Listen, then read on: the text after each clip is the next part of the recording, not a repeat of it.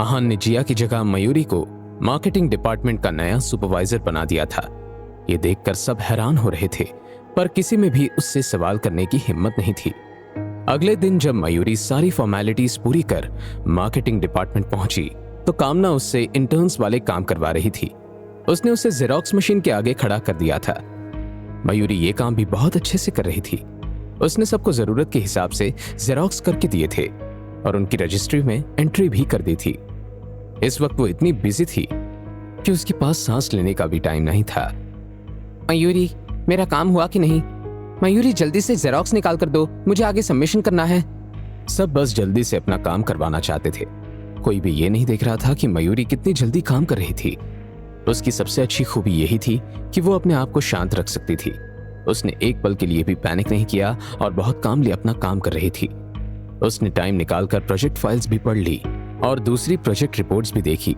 मयूरी अपने काम में बहुत एफिशिएंट थी, पर अब वो थक चुकी थी और किसी तरह आराम करना चाहती थी, पर उसे वक्त ही नहीं मिल रहा था। जैसे ही कोई उसे खाली देखता, उसे कोई ना कोई काम दे देता। वो मना नहीं कर सकती थी, इसलिए वो हर काम के लिए मान जाती थी। नियति लगातार उस पर नजर रखे हुए थी। जिया भले ही कैसी भी थी, पर वो अपने काम में बहुत अच्छी थी और नियति की सारी बातें मानती थी। उसके जाने से नियति बिल्कुल खुश नहीं थी। वो चाहती थी कि वो आहान को यकीन दिला सके कि जिया से बेहतर सुपरवाइजर कोई नहीं हो सकता। उधर मयूरी लगातार काम कर रही थी और जैसे ही लंच टाइम हुआ, उसने फाइनली चैन की सांस ली। अब उसे एक ब्रेक मिल गया था। वो सबके साथ बात करना चाहती थी और एक बॉन्डिंग बनाना चाहती थी, पर वो कुछ कर पाती उससे पहले ही सब लोग वहां से चले गए थे। मयूरी को ये अच्छा नहीं लगा, पर वो कुछ नहीं कर सकती थी। जब वो कैंटीन पहुंची तब सब अपना खाना खाने के लिए बैठ चुके थे। वो चाहती थी कि उसे भी सब लोग अपने साथ बुला लें, पर ऐसा नहीं हुआ। उन लोगों में से एक ने कहा, मुझे लगता है हमें मयूरी को अपने पास बुला लेना चाहिए। तभी एक दूसरी एम्प्लॉय ने कहा, कोई जरूरत नहीं है, पता नहीं है मयूरी यहाँ पर कितने दिनों के लिए है। जिया सिर्फ इन्वेस्टिगेशन हो जाने तक सस्पेंड हुई है और वो जल्दी वापस आ जाएगी। हमें इस मयूरी से दोस्ती करने की कोई जरूरत नहीं है। जब एक एम्प्लॉय ने ये बात बोली तो जो एम्प्लॉय उसे बुलाना चाहता था उसने भी अपने कदम पीछे ले लिए। मयूरी ने ये सारी बातें सुन ली थी। अब उसे भी बहुत बुरा लग रहा था। वो चुपचाप एक कोने की टेबल पर अपनी प्लेट लेकर बैठ गई। जैसे ही वो खाना खाने बैठी तभी वहां पर परी आ गई। वो तेज चलते हुए मयूरी के पास आ रही थी। पास आते ही उसने कहा, प्यारी दीदी। उसे देखकर मयूरी खड़ी हो गई। उसने परी को अपनी गोद में उठा लिया और उससे पूछा, परी, आप इस वक्त यहाँ क्यों आई हो? परी ने कहा, क्योंकि मुझे भूख लगी थी और मुझे आपके साथ खाना खाना था। मयूरी ने उसकी तरफ प्यार से देखा और कहा, अच्छा, पर तुम अकेली क्यों आई? परी ने नाम में गर्दन हिलाई और गेट की तरफ इशारा करते हुए कहा, मैं अकेली नहीं आई हूँ, मेरे साथ डैडी आए हैं, वो देखो। आहान इस वक्त कैंटीन की तरफ ही आ रहा था। सबकी नजरें एक पल के लिए उसकी तरफ ही थी।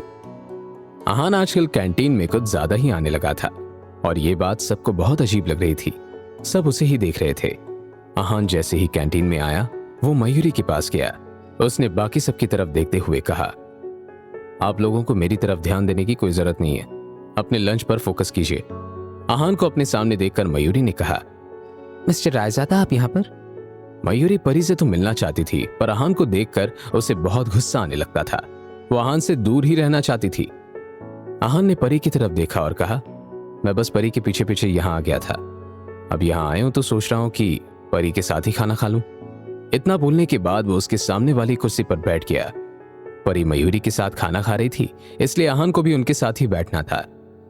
जब आहान मयूरी के सामने बैठा था तो उसने सोचा कि वो उसे अपने नए जॉब की खुशी में ट्रीट देगी, पर उसे यह भी लग रहा था कि आहान शायद मना कर देगा।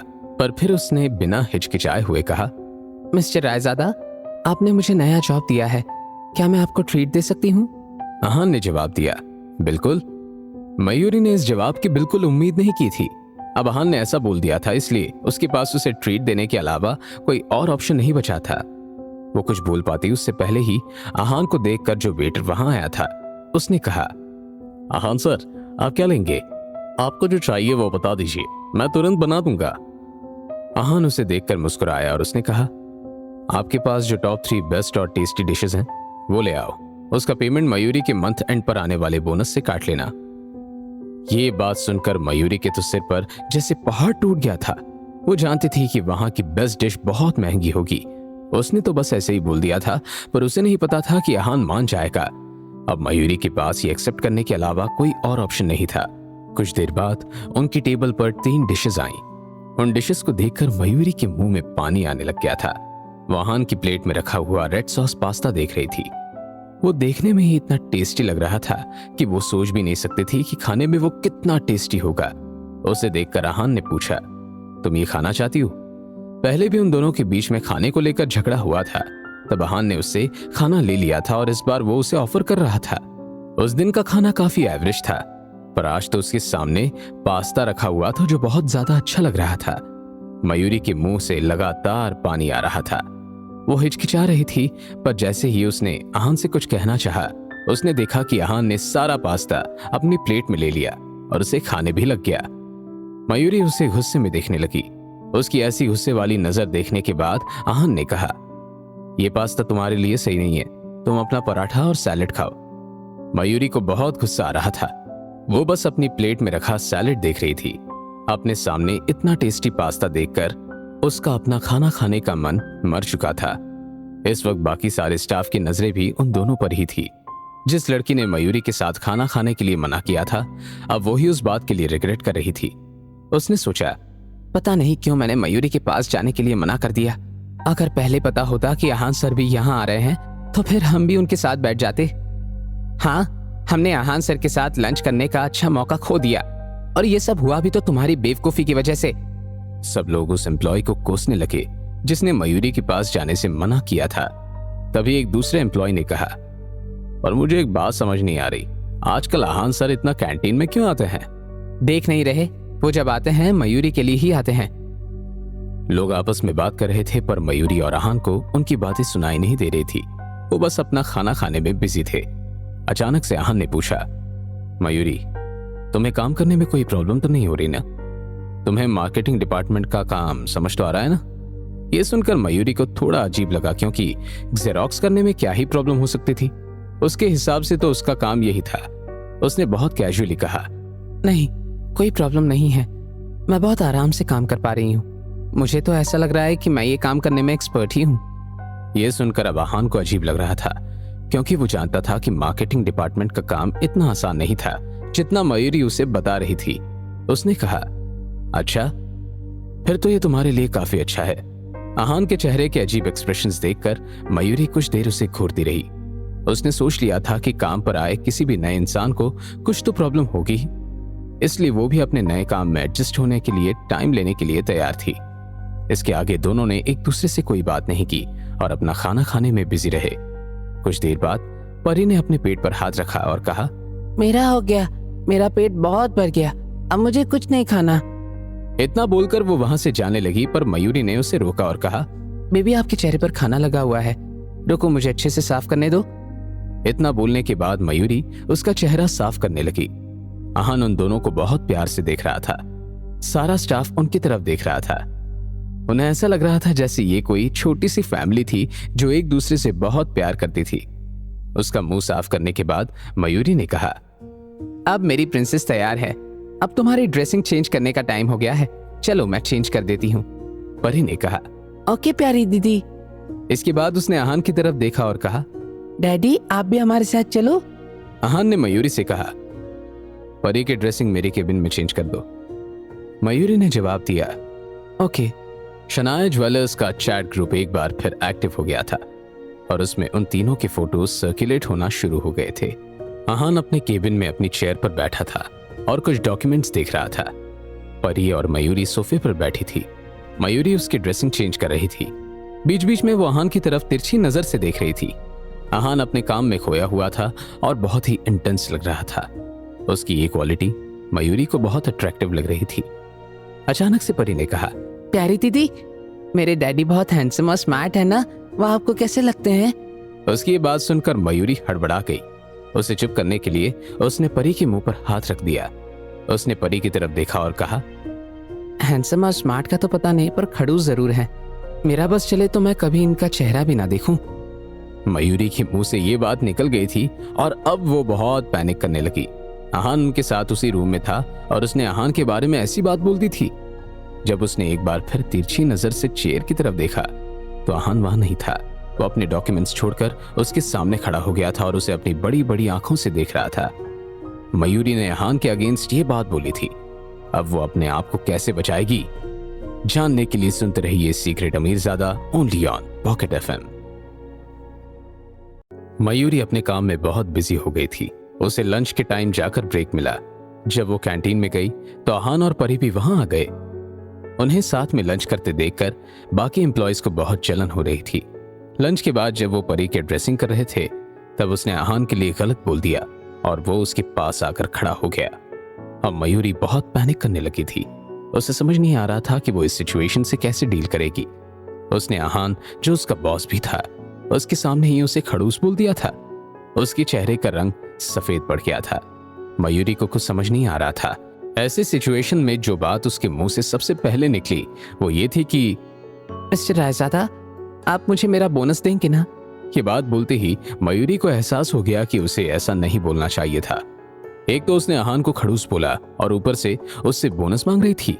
इस वक्त वो चुल्लू भर पानी में डूब जाना चाहती थी। उसे कुछ भी समझ नहीं आ रहा था कि वो अब क्या बोले। बहुत सोचने के बाद और अपने माथे का पसीना पोंछते हुए उसने कहा, मैं वो ऐसा बोलना नहीं, पर मैंने बोल दिया। मैं तो बस। ये सब देखकर आहान के चेहरे के एक्सप्रेशंस बदल गए। मयूरी भी अब अपने शब्द वापस नहीं ले सकती थी, इसलिए उसने अपने आप को शांत किया और अपनी डायरी उठाई जो हर वक्त वो अपने पास रखती थी। वो डायरी आहान के आगे करते हुए उसने कहा, मिस्टर रायजादा, जब से यहाँ आई हूँ तब से लेकर आज तक जो भी हुआ है मैंने इस डायरी में लिखा है। चाहे फिर वो हमारी पहली मुलाकात हो या फिर हमारा डांस। तब आपने कहा कि आप मुझे बोनस देंगे, वो भी मैंने इस डायरी में लिखा है। अब आप मुकर नहीं सकते हैं। वो जब ये बातें बोल रही थी तब उसके चेहरे पर बिल्कुल अलग चमक थी।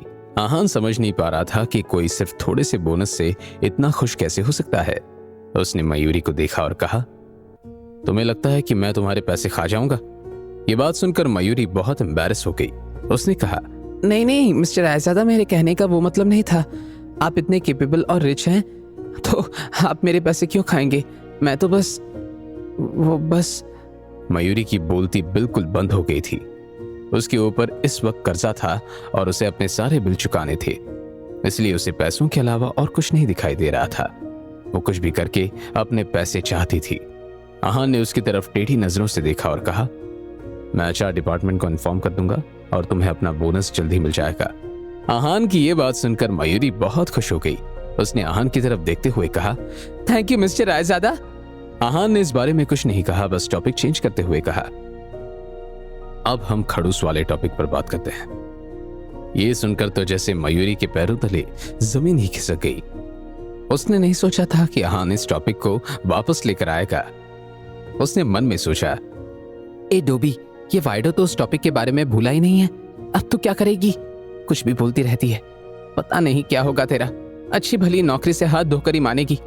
जब मयूरी ने कुछ नहीं कहा तब आहान ने कहा, क्या हुआ, तुम्हें कुछ बोलना नहीं है? मयूरी सोच रही थी कि कौन उसे बचाने आएगा, तब परी उठी और उसने कहा, ये देखो प्यारी दीदी।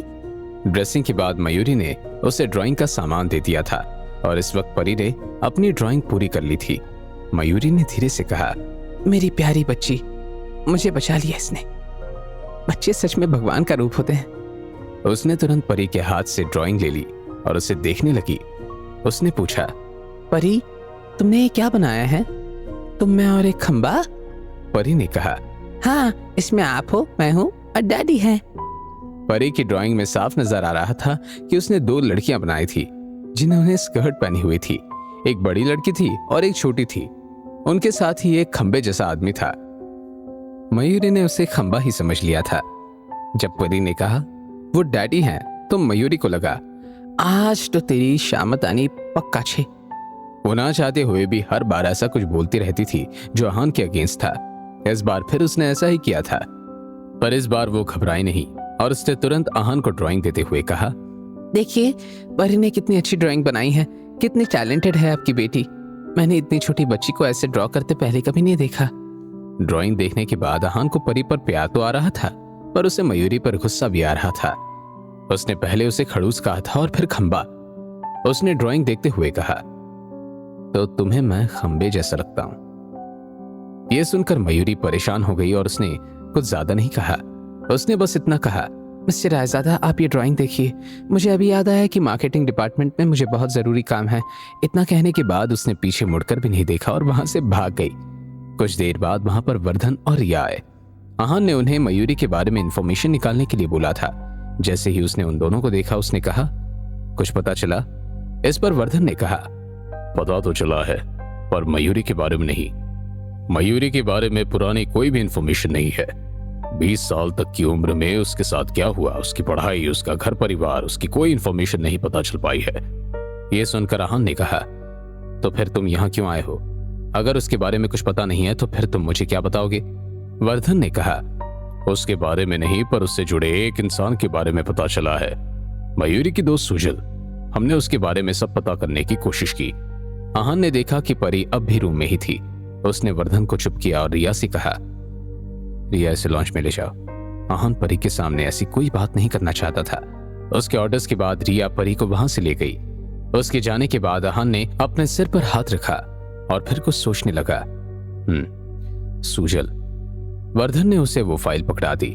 उसमें सुजल के बारे में इंफॉर्मेशन के साथ साथ उसका एक फोटो भी था। उसने डॉक्टर्स कोट पहना हुआ था। वो दिखने में बहुत शांत लग रही थी। वो एक बहुत प्रोफेशनल और क्वालिफाइड नर्स लग रही थी। वर्धन ने कहा, मयूरी जब 20 साल की हुई तब से उसकी बस एक ही दोस्त रही है और वो है सुजल। सुजल आज तक उसके साथ ही थी, पर उससे पहले उसका कोई दोस्त था या नहीं इसके बारे में कुछ पता नहीं है। वो लोग इतने वक्त से मयूरी के बारे में पता लगाने की कोशिश कर रहे थे पर उन्हें कुछ पता नहीं लग रहा था। पर अब अचानक से उन्हें सुजल के बारे में पता चला। इसलिए आहान ने पूछा, वैसे ये सुजल के बारे में तुम्हें कैसे पता चला? वर्धन ने बताया, मैं उस हॉस्पिटल में गया था जहां पर मयूरी आपसे पहली बार मिली थी। मैं जानना चाहता था कि वो वहां पर किससे और क्यों मिलने आई थी। तब मुझे सुजल के बारे में पता चला था जिससे मयूरी काम के सिलसिले में मिलने आई थी। आहान ने अपनी गर्दन हिलाते हुए कहा, एक काम करो, मयूरी के बारे में तो वैसे भी कुछ पता नहीं चल रहा है, तो ऐसा करो सुजल के बारे में सब कुछ पता करो। वर्धन ने जवाब दिया, ठीक है, मैं उसके बारे में पता करके आपको रिपोर्ट करता हूं। आहान अभी भी सुजल का फोटो ही देख रहा था। खुद के बारे में इंफॉर्मेशन छुपाना आसान था, पर अपने आसपास के लोगों के बारे में नहीं। अगर उन्हें सुजल के बारे में सब कुछ पता चल जाता तो मयूरी के बारे में भी पता चल जाना आसान था। आहान ने वो फाइल वर्धन को देते हुए कहा, सुजल के बारे में पता लगाओ कि ये दोनों कैसे मिले थे। और हाँ, मयूरी को देखकर ऐसा लगता है कि उसे पैसों की सख्त जरूरत है। पता लगाओ कि उसे पैसों की इतनी जरूरत क्यों है। वर्धन ने कहा, ओके सर। इतना कहने के बाद वो वहां से चला गया। उसके जाने के बाद आहान ने मार्केटिंग डिपार्टमेंट में कॉल किया और कहा, दवे डायमंड के साथ जो डील हो रही है उसकी फाइल के साथ मयूरी को मेरे केबिन में भेजो। उधर मयूरी जैसे ही आहान के केबिन से बाहर निकली, उसने चैन की सांस ली। उसने खुद से कहा, फाइडी टोपी, अपनी जुबान पर कंट्रोल रखा कर, कितनी बोलती है। किसी दिन इसी बोलने की वजह से ना तू बुरा फंसेगी, गधेड़ी। इतना बोलते हुए उसने अपने आप को टपली मारी। जब वो मार्केटिंग डिपार्टमेंट में पहुंची, सबके तेवर बदले हुए थे। किसी ने उससे कहा, तुम कहाँ थी, जल्दी से अंदर आओ। मयूरी को लगा कि उसे फोटोकॉपी चाहिए थी, इसलिए उसने कहा, हाँ बस 1 मिनट, मैं अभी फोटोकॉपी निकालती हूँ। इस पर उस एम्प्लॉय ने कहा, नहीं, फोटोकॉपी निकालने की कोई जरूरत नहीं है, ये सारे छोटे छोटे काम मैं खुद कर लूंगी। ये सुनकर मयूरी हैरान हो गई। उसे समझ नहीं आ रहा था कि उसे ऐसा ट्रीटमेंट क्यों मिल रहा है। इतनी देर से तो वो जेरोक्स ही निकाल रही थी, फिर अब वो उसे ऐसा करने के लिए मना क्यों कर रही थी। इतने में वहां पर मयूरी की एक और कलीग आई और उसने उसे पानी का ग्लास देते हुए कहा, आप थक गई होंगी, पानी पी लीजिए, मैं पानी पीने जा रही थी तो आपके लिए भी ले आई। मयूरी को इस ट्रीटमेंट का कारण बिल्कुल समझ नहीं आ रहा था। अब तक तो कोई उससे बात नहीं करना चाहता था और अब सब उसके आगे पीछे घूम रहे थे। सब मयूरी का इतना ख्याल रख रहे थे क्योंकि सब ने एक बार फिर उसकी आहान और परी के साथ लंच करते हुए वाली फोटो देखी थी। किसी ने मयूरी से कहा, मयूरी ये सब रहने दो और दवे डायमंड्स की फाइल रीड करो, अभी वो ज्यादा इंपॉर्टेंट है। मयूरी ने कहा, ओके। इतना कहने के बाद वो लैपटॉप खोलकर फाइल पढ़ने के लिए बैठ गई।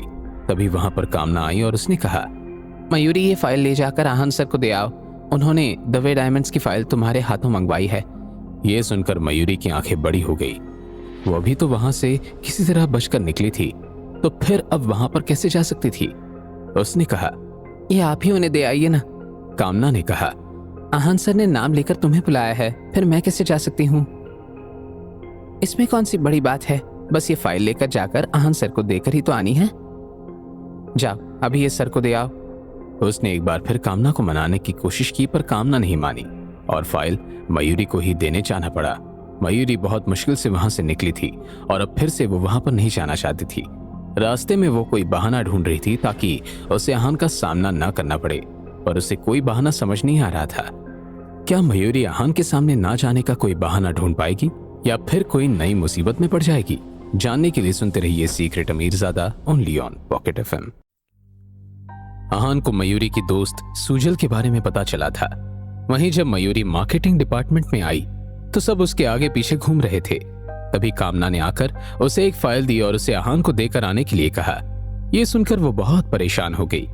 मयूरी बहुत सोचते सोचते आहान के केबिन की तरफ जा रही थी। वो फिर से शेर के मुंह में नहीं जाना चाहती थी। वो केबिन के सामने पहुंची, तभी उसे अपने बचने का जरिया नजर आ गया। उसने खुशी में कहा, थैंक यू कान्हा जी, इस रिया को यहाँ रखने के लिए थैंक यू सो मच। अब मैं ये फाइल रिया को दे दूंगी और मुझे वाइडो से नहीं मिलना पड़ेगा। ये सोचते ही उसके चेहरे पर मुस्कान आ गई। रिया के पास आकर उसने कहा, ये फाइल मिस्टर रायजादा को देनी है। ये दवे डायमंड्स की फाइल है, मुझे बहुत इंपॉर्टेंट काम है, इसलिए क्या आप उन्हें दे देंगी? रिया ने पूछा। पर ये फाइल देने तुम क्यों आई हो? किसी और को भेज देती। मयूरी ने कहा, पता नहीं, मुझे बोला गया कि ये मेरा काम है और मिस्टर रायजादा चाहते हैं कि ये फाइल मैं ही उनके पास लेकर आऊं। रिया ने फाइल उसके हाथ से ली और कहा, ठीक है, मैं दे दूंगी। एक चैन की सांस लेने के बाद मयूरी ने उससे कहा, थैंक यू, अब मैं चलती हूँ। वो जब वापस अपने डिपार्टमेंट में आई तब सब उसे इतनी जल्दी वहां देखकर हैरान हो गए। कोई भी इतनी जल्दी फाइल देकर नहीं आ सकता था। उसे वहां देखकर कामना ने पूछा, तुम इतनी जल्दी यहाँ आ गई? मयूरी ने कहा, हाँ, मैंने अपना काम कर दिया। मैंने वो फाइल खुद जाकर दे दी रिया को। लास्ट वाले 2 शब्द उसने बहुत धीरे से बोले थे क्योंकि वो नहीं चाहती थी कि कोई भी वो बात सुन ले। कामना ने कहा, ठीक है, अब तुम अपनी दवे डायमंड्स की फाइल पढ़ लो। ये तुम्हारा प्रोजेक्ट है और इस वक्त तुम्हें उस पर काम करना बहुत जरूरी है। मयूरी ने कहा, ठीक है।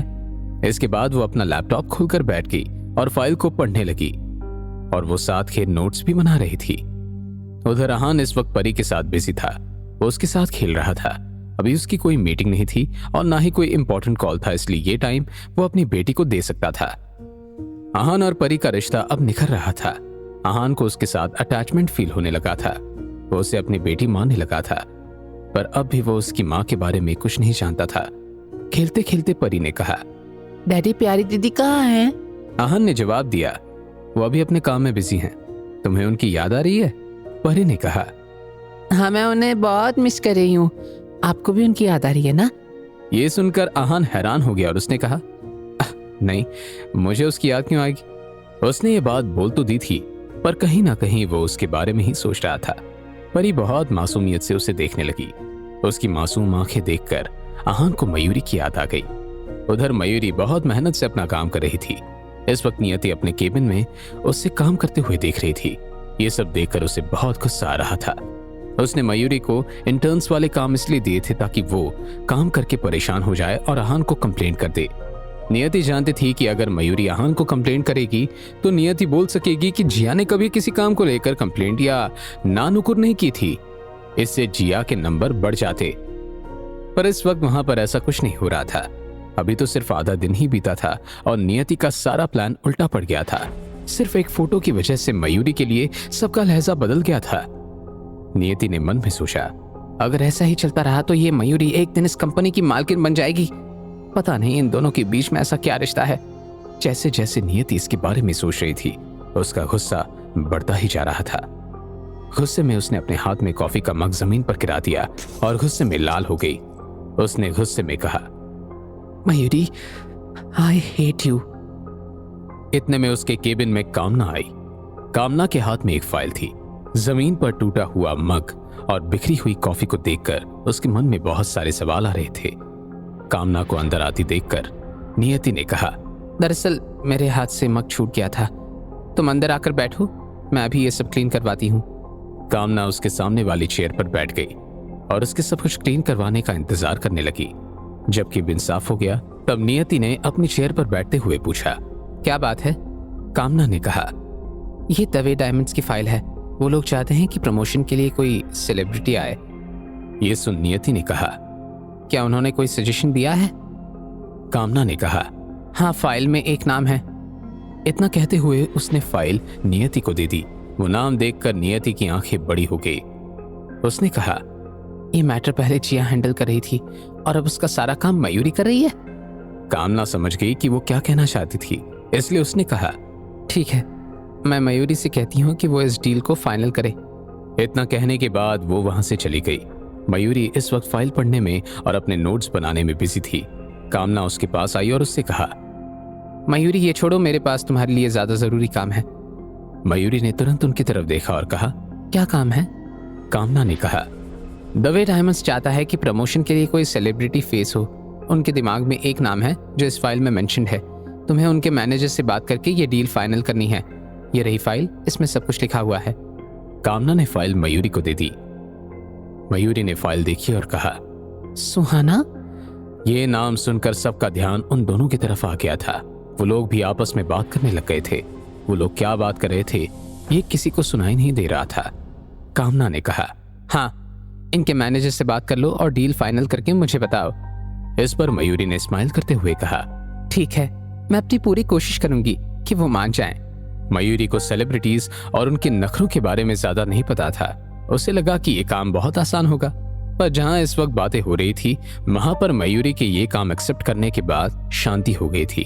कामना अपना काम करने चली गई थी और मयूरी दवे डायमंड्स की फाइल पढ़ने लगी। उधर रहान के दिमाग में इस वक्त एक ख्याल आया। वो सोच रहा था कि मयूरी क्या कर रही होगी।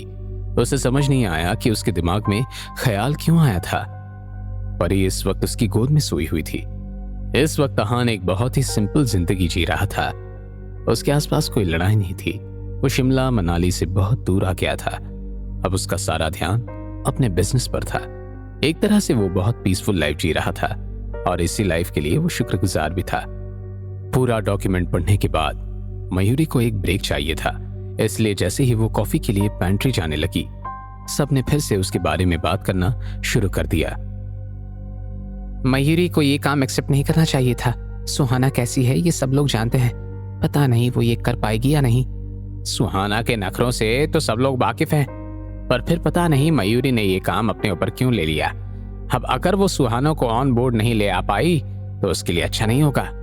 मुझे तो लगता है कि ये सब नियति मैम और कामना ने जानबूझकर किया है। मैंने कामना के फेस पर एक स्माइल देखी थी जो बिल्कुल नॉर्मल नहीं थी। ये सब उनका मयूरी को परेशान करने के लिए प्लान होगा। ये सब बातें सुनकर मयूरी के दिल की धड़कनें बढ़ गई। ये सच था या नहीं वो नहीं जानती थी। उसे नहीं पता था कि सुहाना कौन थी। सुहाना देश की एक टॉप मॉडल थी जो अपने दम पर इतने आगे आई थी। मयूरी ने जब ये सारी बातें सुनी तब वो वापस अपनी सीट पर बैठ गई और सोचने लगी कि अब वो क्या करेगी। सबसे पहले उसने सुहाना के बारे में इंटरनेट पर पढ़ना शुरू किया। सुहाना देश की टॉप मॉडल थी, पर उसका अपना कोई नहीं था। उसकी लाइफ के बारे में कोई इंफॉर्मेशन नहीं थी। ना उसका कोई अफेयर था, ना वो कोई न्यूज में रहती थी। वो बस मॉडलिंग करती थी। उसकी कोई मूवी भी नहीं आई थी। मयूरी ये सब देखकर परेशान हो रही थी। पहले ही सबने उसे डरा दिया था और अब वो नहीं जानती थी कि वो ये डील कर पाएगी भी या नहीं। उसे इस तरह रिसर्च करते देख और उसके माथे पर पसीना आते देख उसके कलीग्स फिर से उसके बारे में बात करने लगे। मुझे तो लगता है कि मयूरी पागल हो गई है। ऐसा मत बोलो, वो बहुत कॉन्फिडेंट लग रही है। हो सकता है उसने कुछ सोचा।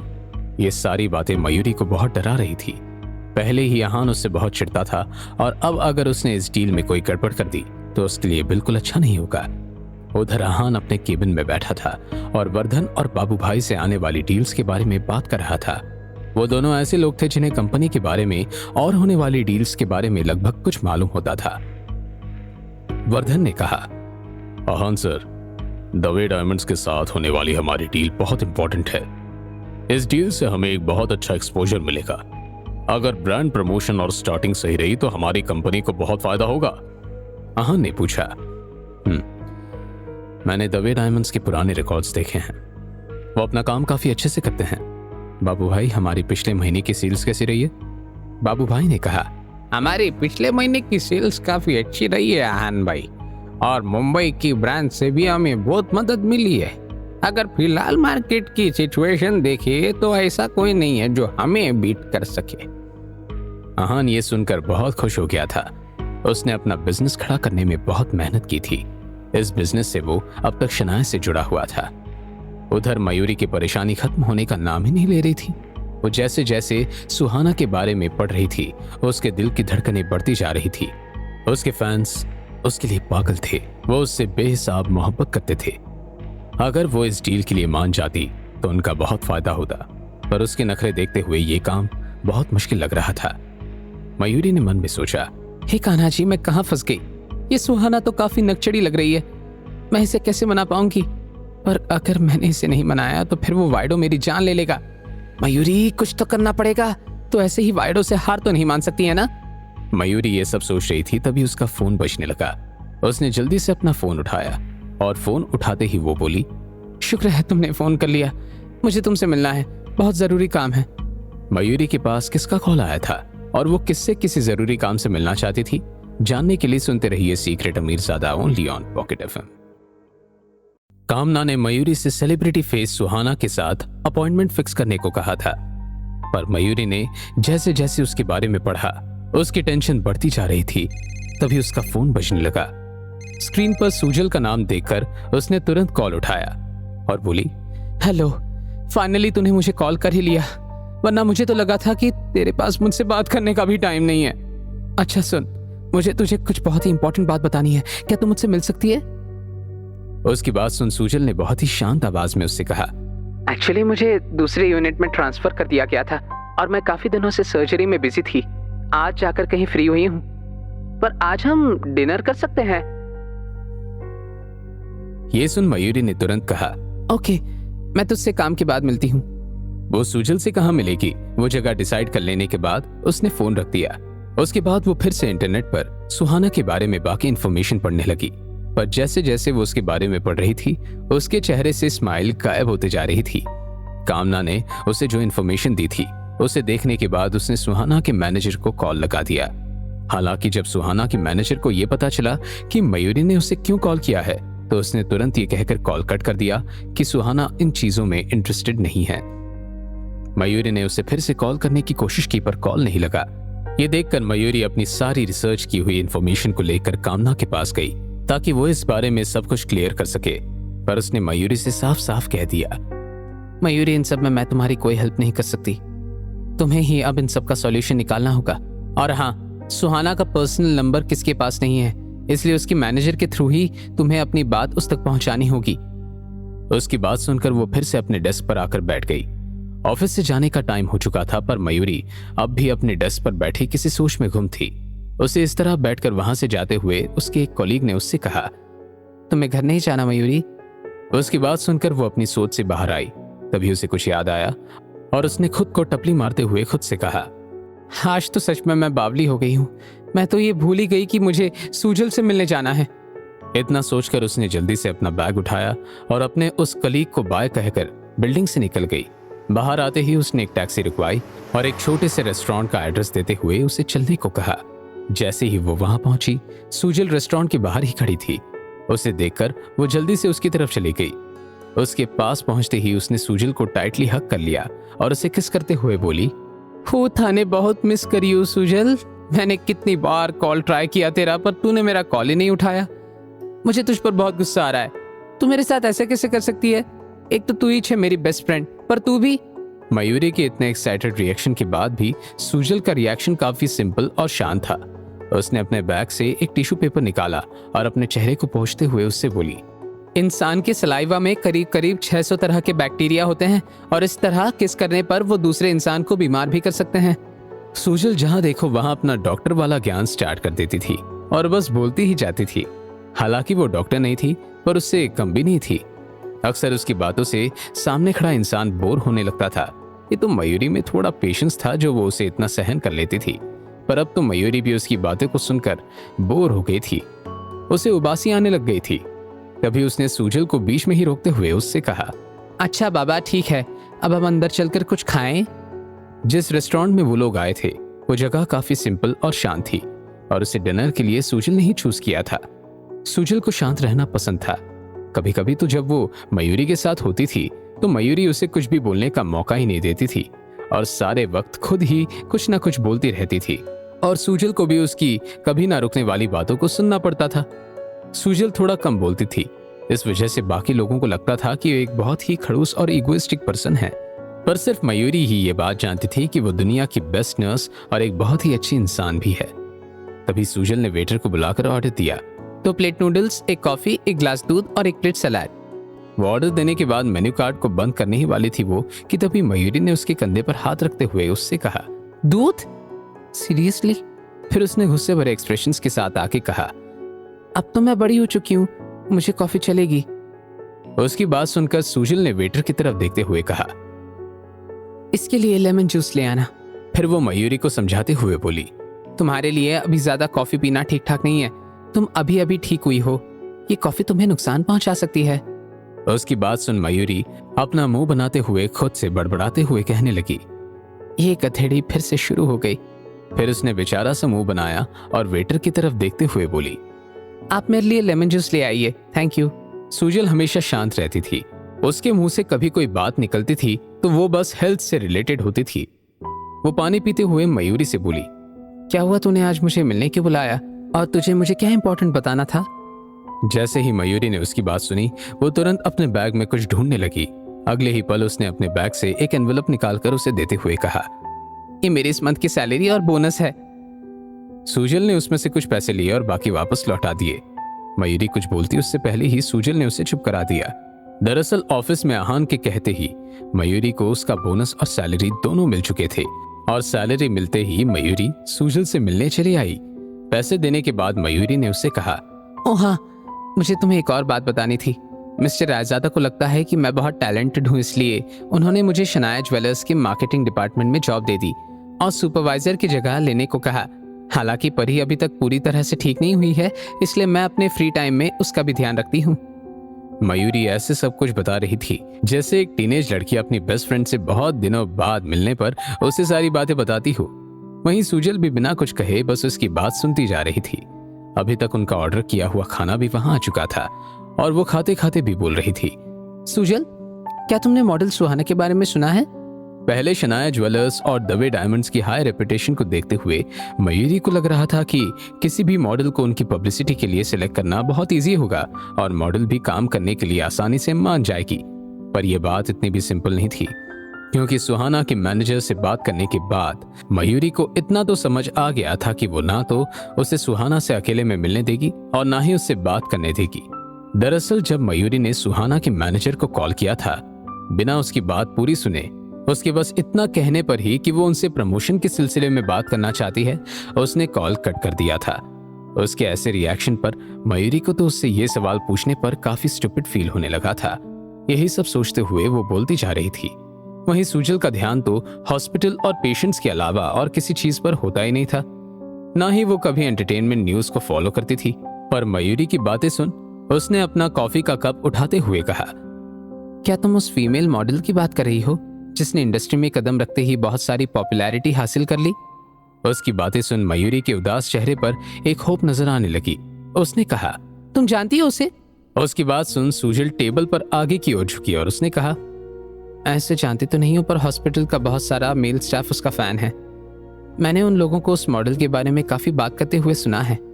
वो लोग कहते हैं कि वो मॉडल होने के साथ एक बहुत ही रिस्पेक्टेड लड़की है। उसकी बात सुन मयूरी अपनी आंखें बड़ी करते हुए उससे बोली, उसका कैरेक्टर कितना स्ट्रांग है। मयूरी को इन सब बातों में इतना इंटरेस्टेड देखकर वो भी सीरियस हो गई और उसने अपने हाथ में पकड़े कॉफी कप को टेबल पर रखते हुए उससे कहा, मैंने सुना है कि सुहाना काफी मिस्टीरियस रही है, इसलिए वो कभी भी पब्लिसिटी के काम भी एक्सेप्ट नहीं करती। यहाँ तक कि जो इन्वेस्टर्स उसे डिनर पर ले जाने के लिए कहते हैं वो उसे भी रिजेक्ट कर देती है। पर अगर वो इतना ज्यादा एरोगेंट है तो क्या लोग उससे नाराज नहीं होते? एंटरटेनमेंट इंडस्ट्री में बेस्ट एक्टर एक्ट्रेस भी इतना ज्यादा एरोगेंट नहीं होते, और उसने तो अभी एंटरटेनमेंट इंडस्ट्री में कदम रखा ही है। अगर वो ऐसे ही रवैये दिखाएगी तो उसके लिए आगे काफी प्रॉब्लम्स खड़ी हो जाएंगी। उसकी बातें सुन सूजल ने स्माइल करते हुए कहा, अपने ऐसे एरोगेंट बिहेवियर की वजह से उसने अब तक बहुत से लोगों को नाराज भी किया है, इसलिए अपने करियर की स्टार्टिंग से ही वो आज इतनी पॉपुलर हो गई है।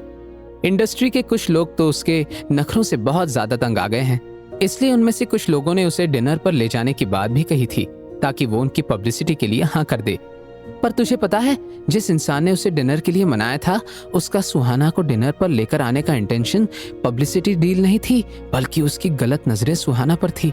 वो इंडस्ट्री का एक बहुत ही रिच और सक्सेसफुल पर्सन था, पर जैसे ही उसने उसे छूने की कोशिश की, सुहाना ने उसकी गाल पर कसकर एक चांटा जड़ दिया और उसे खूब सुनाया। वो उसे आगे बताने लगी। और कुछ ही टाइम में ये न्यूज़ पूरी इंडस्ट्री और न्यूज़ चैनल्स पर आग की तरह फैल गई। पर थोड़े टाइम बाद ये मामला शांत भी हो गया था। उसने आज तक बड़े बड़े फैशन डिजाइनर्स के शो के अलावा किसी भी पब्लिसिटी या कमर्शियल इवेंट में पार्ट नहीं लिया। इन सब के बावजूद भी वो पूरे देश की इतनी पॉपुलर सेलिब्रिटी बन चुकी है। बहुत कम बोलने वाली सुजल आज लगातार इस बारे में कहे जा रही थी। उसकी बात सुन मयूरी हंसते हुए उससे कहने लगी, उस इंसान को थप्पड़ पड़ने के बाद अब कोई भी उसके करीब जाने से डरता होगा। इंडस्ट्री का इतना बड़ा इंसान भी उसके सामने हार मान गया था। इसका मतलब तो यही हुआ कि सुहाना किसी बहुत बड़े बैकग्राउंड से थी। वो दोनों बातें कर ही रहे थे कि तभी मयूरी का फोन रिंग करने लगा। अपने फोन पर एक अननोन नंबर से कॉल आता देखकर उसने फोन उठाया, पर तभी दूसरी तरफ से एक प्यारी आवाज आई, प्यारी दीदी, आप अभी तक डिनर के लिए घर क्यों नहीं आए? परी की बात सुन मयूरी को याद आया कि सुजल से मिलने के एक्साइटमेंट में वो परी को तो बताना भूल ही गई थी कि आज उसके साथ डिनर वो नहीं कर पाएगी। उसने अपने मन में सोचा, कहीं परी ने मेरे चक्कर में खुद भी डिनर नहीं किया होगा तो। और वो वाइडो, वो कहाँ है इस वक्त? क्या उसे पता है इसके बारे में कि परी ने डिनर किया है कि नहीं? यही सब सोचकर वो जल्दी से अपना खाना बीच में ही छोड़कर अपनी जगह पर खड़ी हो गई और सुजल की तरफ देखते हुए बोली, मेरा हो गया, मुझे अभी परी का ध्यान रखने के लिए रायजादा मेंशन जाना होगा। हम फिर कभी मिलते हैं। इतना कहकर वो जल्दी से अपना बैग उठा उस रेस्टोरेंट से बाहर निकल गई। रायजादा मेंशन जाने के रास्ते में वो अपने मन में यही सोच रही थी कि आहान को कैसे बताएगी वो कि परी के साथ आज डिनर करना वो भूल गई थी। यही सोच सोचकर उसे बहुत डर लग रहा था। अब तक वो रायजादा मेंशन पहुंच चुकी थी, पर वो जैसे ही वहां पहुंची उसने वहां आहान को बैठे देखा। वो वहीं खड़ी रहकर सोचने लगी कि अंदर जाए या वहीं रुक जाए, और अगर अंदर गई तो कहीं वाइडो उसे कहीं सुनाने तो नहीं लगेगा। पर तभी आहान को दरवाजे पर किसी के होने का एहसास हुआ और वो पलटकर मयूरी की तरफ देखने लगा। उसकी गहरी काली आंखें मयूरी पर जाकर रुक गई थी। अब क्या सजा देगा आहान मयूरी को अपनी इस गलती का? जानने के लिए सुनते रहिए Secret Amirzada, only on Pocket FM. Mayuri के पास सुजल का कॉल आया और वो उसे मिलने के लिए कहने लगी। कॉल रख देने के बाद उसने सुहाना की सेक्रेटरी को कॉल किया, पर उसने उसकी बात सुनकर बीच में ही कॉल काट दिया। शाम होते ही मयूरी सुजल से मिलने रेस्टोरेंट के लिए निकल गई। वो दोनों सुहाना के बारे में बात कर रहे थे, पर तभी उसके पास परी का कॉल आया। वो जल्दी से रायजादा मेंशन के लिए निकल गई, पर वहां पहुंचकर उसने आहान को देखा और वो मन ही मन बड़बड़ाने लगी। वहीं आहान की नजर उस पर पड़ चुकी थी। कुछ देर बाद मयूरी को होश आया और उसकी नजरें आहान से मिली। मिस्टर रायजादा? उसे देखकर मयूरी यही सोच रही थी कि इतना लेट आने पर वो आहान को क्या एक्सप्लेनेशन दे, पर तभी उसने देखा कि आहान उस पर ज्यादा ध्यान दिए बिना डाइनिंग एरिया की तरफ जा रहा था। उसे वहां से जाता हुआ देखकर मयूरी ने एक सुकून की सांस ली। उसने अपने मन में कहा, शुक्र छे, आज तो बच गई, वरना पता नहीं ये वाइडो तुम्हें क्या क्या सुना देता। आहान को डाइनिंग एरिया की तरफ जाता देखकर वो भी उसके पीछे पीछे जाने लगी, पर तभी उसने देखा कि परी डाइनिंग टेबल पर बैठी खाली चम्मच चबा रही थी और उसने अब तक कुछ भी नहीं खाया था। पर जैसे ही परी की नजर उस पर गई, उसके चेहरे पर स्माइल आ गई। उसने खुश होते हुए मयूरी से कहा, प्यारी दीदी, आप वापस आ गई। मैं और डैडी आपका डिनर के लिए कब से वेट कर रहे हैं। जैसे ही उसने परी की बात सुनी वो हैरान रह गई। उसने आहान की तरफ देखा और अपने मन में सोचने लगी, इसका मतलब ये वाइडो तब से लिविंग रूम में बैठकर मेरा वेट कर रहा था। उसने अपने मुंह में आए शब्दों को जल्दी से निकल लिया। उसका मन तो कर रहा था कि उन्हें वो बता दे कि वो डिनर के लिए बाहर गई थी, पर फिर वो कुछ बोल नहीं पाई। उसने परी के पास जाकर अपनी चेयर निकाली और बैठते हुए बोली, सॉरी, आज मुझे आने में लेट हो गया। चलो परी, अब तुम जल्दी से अपना खाना खाओ। मयूरी की बात सुनकर परी ने बिना नखरे किए खाना खाना शुरू किया। वहीं मयूरी की नजरें इस वक्त आहान पर ही टिकी हुई थी। वो अपने मन में यही सोच रही थी कि क्या वो सच में अब तक उसी का वेट कर रहा था। क्या उसे उससे भी लेट आने के लिए सॉरी कह देना चाहिए। मयूरी यही सब सोच रही थी कि तभी आहान ने उससे कहा, तुम कहाँ गई थी? आहान की बातों में इस वक्त फिक्र जरा भी नजर नहीं आ रही थी। उसकी बातों से ऐसा लग रहा था कि मयूरी के इस तरह बिना उसकी परमिशन लिए बाहर जाने की वजह से उसे अच्छा नहीं लग रहा था। वहीं उसकी बात सुनकर मयूरी ने जल्दी से उससे माफी मांगते हुए कहा, सॉरी, मैं आपको ये बताना भूल गई थी कि मैं अपनी फ्रेंड से मिलने जा रही हूँ। मेरी वजह से आप लोगों को वेट करना पड़ा, उसके लिए सॉरी। उसकी बात सुनकर आहान की नजरें और ज्यादा गहरी हो गई, पर जल्द ही उसने मयूरी की तरफ देखते हुए कहा, मुझे तुम्हारा वेट करने में कोई इंटरेस्ट नहीं है, पर क्योंकि परी तुम्हारे बिना खाना नहीं खाती इसलिए हमें तुम्हारा वेट करना पड़ा। उसकी बात सुनकर मयूरी अपने मन में बड़बड़ाने लगी। तभी मैं सोचूं ये वाइडो मुझ पर इतना मेहरबान कब से हो गया। मुझे लगा ही था ये खड़ूस कभी मेरा वेट कर ले, ऐसा हो ही नहीं सकता। तभी उसने परी की तरफ देखा। उसे देखकर उसे मन ही मन काफी बुरा लग रहा था, क्योंकि उसकी वजह से परी ने अब तक कुछ नहीं खाया था। ये सोचकर उसने उसकी प्लेट में थोड़े राइस और रख दिए। परी का खाना हो जाने के बाद मयूरी उसे डाइनिंग एरिया से बाहर ले जाने लगी। परी का हाथ अब धीरे धीरे ठीक हो रहा था। अब उसके हाथ पर ड्रेसिंग की जरूरत नहीं थी, पर क्योंकि उसके घाव पर नई स्किन आ रही थी तो मयूरी को इस बात का बहुत ध्यान रखना पड़ रहा था कि कहीं वो उसे खुजा न ले। पर तभी परी मयूरी को एक हाथ से पकड़ते हुए आहान के पास ले जाने लगी।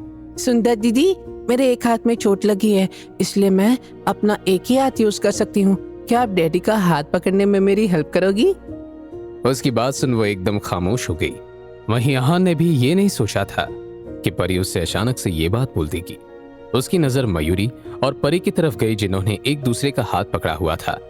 मयूरी की नाजुक उंगलियों को देखकर ऐसा लग रहा था जैसे वो कोई राजकुमारी हो जिसका बहुत अच्छे से ध्यान रखा गया था। ये देखकर वो उसे कुछ कहने ही वाला था कि तभी मयूरी जल्दी से परी को वहां से ले जाते हुए उससे कहने लगी, परी के नहाने का टाइम हो गया है, इसलिए मैं उसे नहलाने ले जा रही हूँ। इतना कहकर वो अगले ही पल वहां से चली गई। जब मयूरी उसके साइड से जा रही थी तो आहान ने देखा कि उसका चेहरा शर्म से लाल हो गया था। ये देखकर उसके चेहरे पर भी हल्की सी स्माइल आ गई थी। फिर वो भी वहां से लिविंग रूम की ओर चला गया था। तभी उसने देखा कि मयूरी परी का हाथ पकड़े हुए एक नौकर से कह रही थी, परी के बाथरूम के बाथटब में कुछ तो गड़बड़ है, वहां पानी नहीं आ रहा। उसकी बात सुनकर नौकर ने जल्दी से घर के प्लम्बर को परी के बाथटब को चेक करने के लिए कहा। प्लम्बर परी के बाथरूम में जाकर चेक करने लगा। रीजन का पता लग जाने के बाद नौकर ने आहान को आकर बताया, परी के रूम से जुड़ा एक पाइप का हिस्सा टूट गया है, इसलिए फर्स्ट फ्लोर के सारे रूम्स के पानी का सप्लाई कट हो चुका है, पर प्लम्बर इस पर काम कर रहा है। यह प्रॉब्लम जल्दी ठीक हो जाएगा। उसकी बात सुनकर आहान ने उससे कहा, और सेकंड फ्लोर, क्या वहां सब ठीक है? उसकी बात सुनकर नौकर ने कहा, सेकंड फ्लोर पर दूसरी पाइपलाइन से पानी आता है, इसलिए वहां ऐसी कोई प्रॉब्लम नहीं है। नौकर की बात सुनकर आहान ने अपने चेहरे के एक्सप्रेशन को थोड़ा बदलते हुए मयूरी से कहा, तुम परी को मेरे बाथरूम में नहला दो। अपनी बात खत्म करके वो उसके पास से गुजरते हुए ऊपर की तरफ जाने लगा। नहाने की बात सुनकर परी अपने कपड़े को अपने छोटे छोटे हाथों में लिए आहान के पीछे पीछे उसके रूम में चली गई। परी को वहां से जाता देखकर मयूरी भी उसके पीछे पीछे जाने लगी, पर तभी उसे आहान के रूम में जाने से पहले सभी बातों को याद करके थोड़ा अजीब फील होने लगा। उसे मन ही मन ये फीलिंग आ रही थी कि वो जब भी उसके रूम में गई है उसके साथ कुछ ना कुछ गलत ही हुआ है। वो अपने ख्यालों में खोई हुई थी कि तभी उसे ये फील हुआ कि किसी की नजरें उस पर टिकी हुई है। और तभी उसने देखा कि आहान दरवाजे के पास खड़ा होकर परी का हाथ पकड़े हुए उसी का वेट कर रहा था। उसे देखकर ऐसा लग रहा था जैसे वो मयूरी को ये कहना चाहता था कि उसे उसके छोटे पैर और धीरे चलना बिल्कुल पसंद नहीं है। वहीं उसे देखकर मयूरी को भी समझ आ गया था कि उसके दिमाग में इस वक्त क्या चल रहा था। उसका मन तो कर रहा था कि वो उसे बताए कि ये सब उसके छोटे पैरों की वजह से नहीं था, पर तभी आहान ने उसके पास आकर उससे कहा, तुम परी को नहला देना, मुझे दूसरा काम देखना है। उसकी बात सुनकर मयूरी ने बस हाँ में सिर हिला दिया। उसे मन ही मन इसी बात की खुशी हो रही थी कि वो उसके आसपास नहीं रहेगा। ये सोचकर वो बाथरूम में गई और परी को नहलाने लगी। वहीं आहान भी अपनी स्टडी रूम में आ गया था। उसने अभी अभी एक अर्जेंट ईमेल भेजा था। अब तक उसे भी थोड़ी थकावट महसूस होने लग गई थी, इसलिए वो अपनी चेयर पर बैठ गया। वो वहां बैठकर दूसरे डॉक्यूमेंट देखने लगा, पर अगले ही पल उसे याद आया कि मयूरी अभी भी परी के साथ उसके रूम में थी, इसलिए वो अपने रूम की तरफ चला गया। एक्चुअली परी को पानी में खेलना काफी पसंद था और वो पानी में बहुत मस्ती करती थी। आहान जानता था कि उसके रूम का बाथटब भी बाकी रूम्स के कंपैरिजन में बहुत बड़ा है, इसलिए मयूरी के लिए अकेले परी को संभालना थोड़ा टफ हो सकता था, इसलिए वो उसकी हेल्प के लिए आ रहा था। पर अपने रूम के दरवाजे पर आते ही उसे मयूरी की आवाज सुनाई आई जो परी से कह रही थी, परी चलो अब बहुत मस्ती कर ली, अब बाहर आकर जल्दी से अपने कपड़े पहनो। जैसे ही उसने अपनी बात खत्म की, किसी के चीखने की आवाज आई। आवाज सुनकर अहान घबरा गया। उसकी बॉडी उसके माइंड से फास्ट रिएक्ट करने लगी। वो जल्दी से भागकर बाथरूम में चला गया। तभी उसने देखा कि परी बाथटब में खड़ी हुई थी। उसने कुछ सेकंड्स पहले मयूरी पर पानी डाला था, इसलिए उसके हाथों की पोजीशन अभी भी वही थी। जब अहान ने परी को एकदम ठीक देखा, तब जाकर उसे थोड़ा सुकून मिला। वहीं परी अपने पास रखी मग से मयूरी पर लगातार पानी डाले जा रही थी। इस वजह से उसके कपड़े भी भीग गए थे। बाथटब के बाहर जमीन पर चारों तरफ पानी फैल चुका था। पानी में भीग जाने की वजह से मयूरी का वो व्हाइट टॉप बहुत पतला और ट्रांसपेरेंट हो गया था। जब अहान ने उसकी तरफ देखा तो उसे काफी अजीब सा फील होने लगा। वो मयूरी से अपनी नजर हटाने की कोशिश ही कर रहा था कि तभी मयूरी ने उसके पास आकर कहा, मिस्टर रायजादा, मैंने परी को नहला दिया पर आपका बाथरूम थोड़ा गीला हो गया। मैं उसे कपड़े पहनाने के बाद वहां सब कुछ साफ करवा दूंगी। वहीं अहान की नजर उसके खूबसूरत और इनोसेंट चेहरे पर जाकर रुक गई थी। तभी उसे थोड़ा अजीब सा फील होने लगा और उसने पलटकर जल्दी से मयूरी पर एक टॉवल डाल दिया। वहीं मयूरी को मन ही मन इस बात का डर लग रहा था कि कहीं अहान उसे बाथरूम में पानी फैलाने के लिए डांटने न लग जाए। जब उसने अहान को अपने हाथ उठाते हुए देखा तो थोड़ा डर गई वो, पर जब अहान ने उस पर टॉवल डाला तो ये देखकर वो शॉक्ड रह गई। वो फिर से अपनी बात रिपीट करते हुए कहने लगी, मैं अभी से साफ कर दूंगी। पर तभी उसे फील हुआ कि अहान इस वक्त बहुत अजीब बिहेव कर रहा था। उसके चेहरे के एक्सप्रेशंस भी काफी अजीब नजर आ रहे थे। उसे देखकर ऐसा लग रहा था जैसे वो कुछ छिपाने की कोशिश कर रहा हो। उसे ऐसे देखकर मयूरी ने उससे पूछा, मिस्टर रायजादा, आप ठीक तो हैं? जब अहान ने उसकी बात सुनी तो अपना सिर उठाते हुए उसकी तरफ देखा उसने, पर अगले ही पल उसके एक्सप्रेशंस और अजीब हो गए। मयूरी ने उस टॉवल से खुद को ठीक से कवर नहीं कर रखा था। वो भीगे कपड़ों में काफी सेंशियस लग रही थी। अहान ने फाइनली अपने मुंह से जबरदस्ती शब्द निकालते हुए उससे कहा, टॉवल से अपने आप को अच्छे से कवर करो। उसकी ये बात सुनकर पहले तो मयूरी को कुछ समझ नहीं आया, पर फिर जब उसने अहान की नजरों का पीछा किया तो उसकी नजर अपने टॉप पर गई। ये देखकर वो बहुत एम्बैरस हो गई। उसने जल्दी से खुद को टॉवल से कवर किया और अपनी नजरें झुका ली। मैं अभी चेंज करके आती हूँ, तब तक आप परी को संभाल लेना। इतना कहकर वो जल्दी से वहां से जाने लगी, पर क्योंकि फ्लोर पर चारों तरफ पानी बिखरा हुआ था, इसलिए जल्दबाजी में वो वहां से जाने की वजह से उसका पांव स्लिप हो गया और वो सीधा अहान की बाहों में जा गिरी। वो फिर से अपने मन में बड़बड़ाना शुरू हो गई, मुझे पता था इस वाइडो के में मेरे साथ कभी कुछ ठीक नहीं हो सकता। अगले ही पल उसने खुद को संभाला और खड़े होते हुए बोली, मिस्टर रायजादा, वो यहाँ पानी था इसलिए मेरा पांव स्लिप, सॉरी, मैंने ये सब जानबूझकर नहीं किया है। अहान को उसके करीब आकर शनाया याद आ गई। वो बहुत ऑकवर्ड फील कर रहा था। उसने चिढ़ते हुए कहा, तो तुम अब तक यहाँ खड़ी क्यों हो? क्या करेगा अब अहान? क्या वो मयूरी को इस बात की सजा भी देगा? क्या है मयूरी के अतीत का राज? जानने के लिए सुनते रहिए Secret Amirzada, only on Pocket FM. Dinner के बाद मयूरी परी को नहलाने उसके रूम में चली गई थी, पर उसके बाथरूम में पानी नहीं आ रहा था, इसलिए अहान के कहने पर वो उसके रूम में उसे नहलाने लग गई। परी को नहला देने के बाद वापस लौटते हुए उसका पांव स्लिप हो गया था और वो अहान की बाहों में जा गिरी। अहान ने बहुत रूड होकर उसे रूम से बाहर जाने के लिए कहा। मयूरी उसे देखकर गुस्से में अपने मन में ही बोली, खड़ूस, वाइडो, और बड़बड़ाते हुए वहां से चली गई। उसके जाने के बाद अहान भी अपने काम में बिजी हो गया। उसने नौकर से कहकर परी को मयूरी के पास भेज दिया।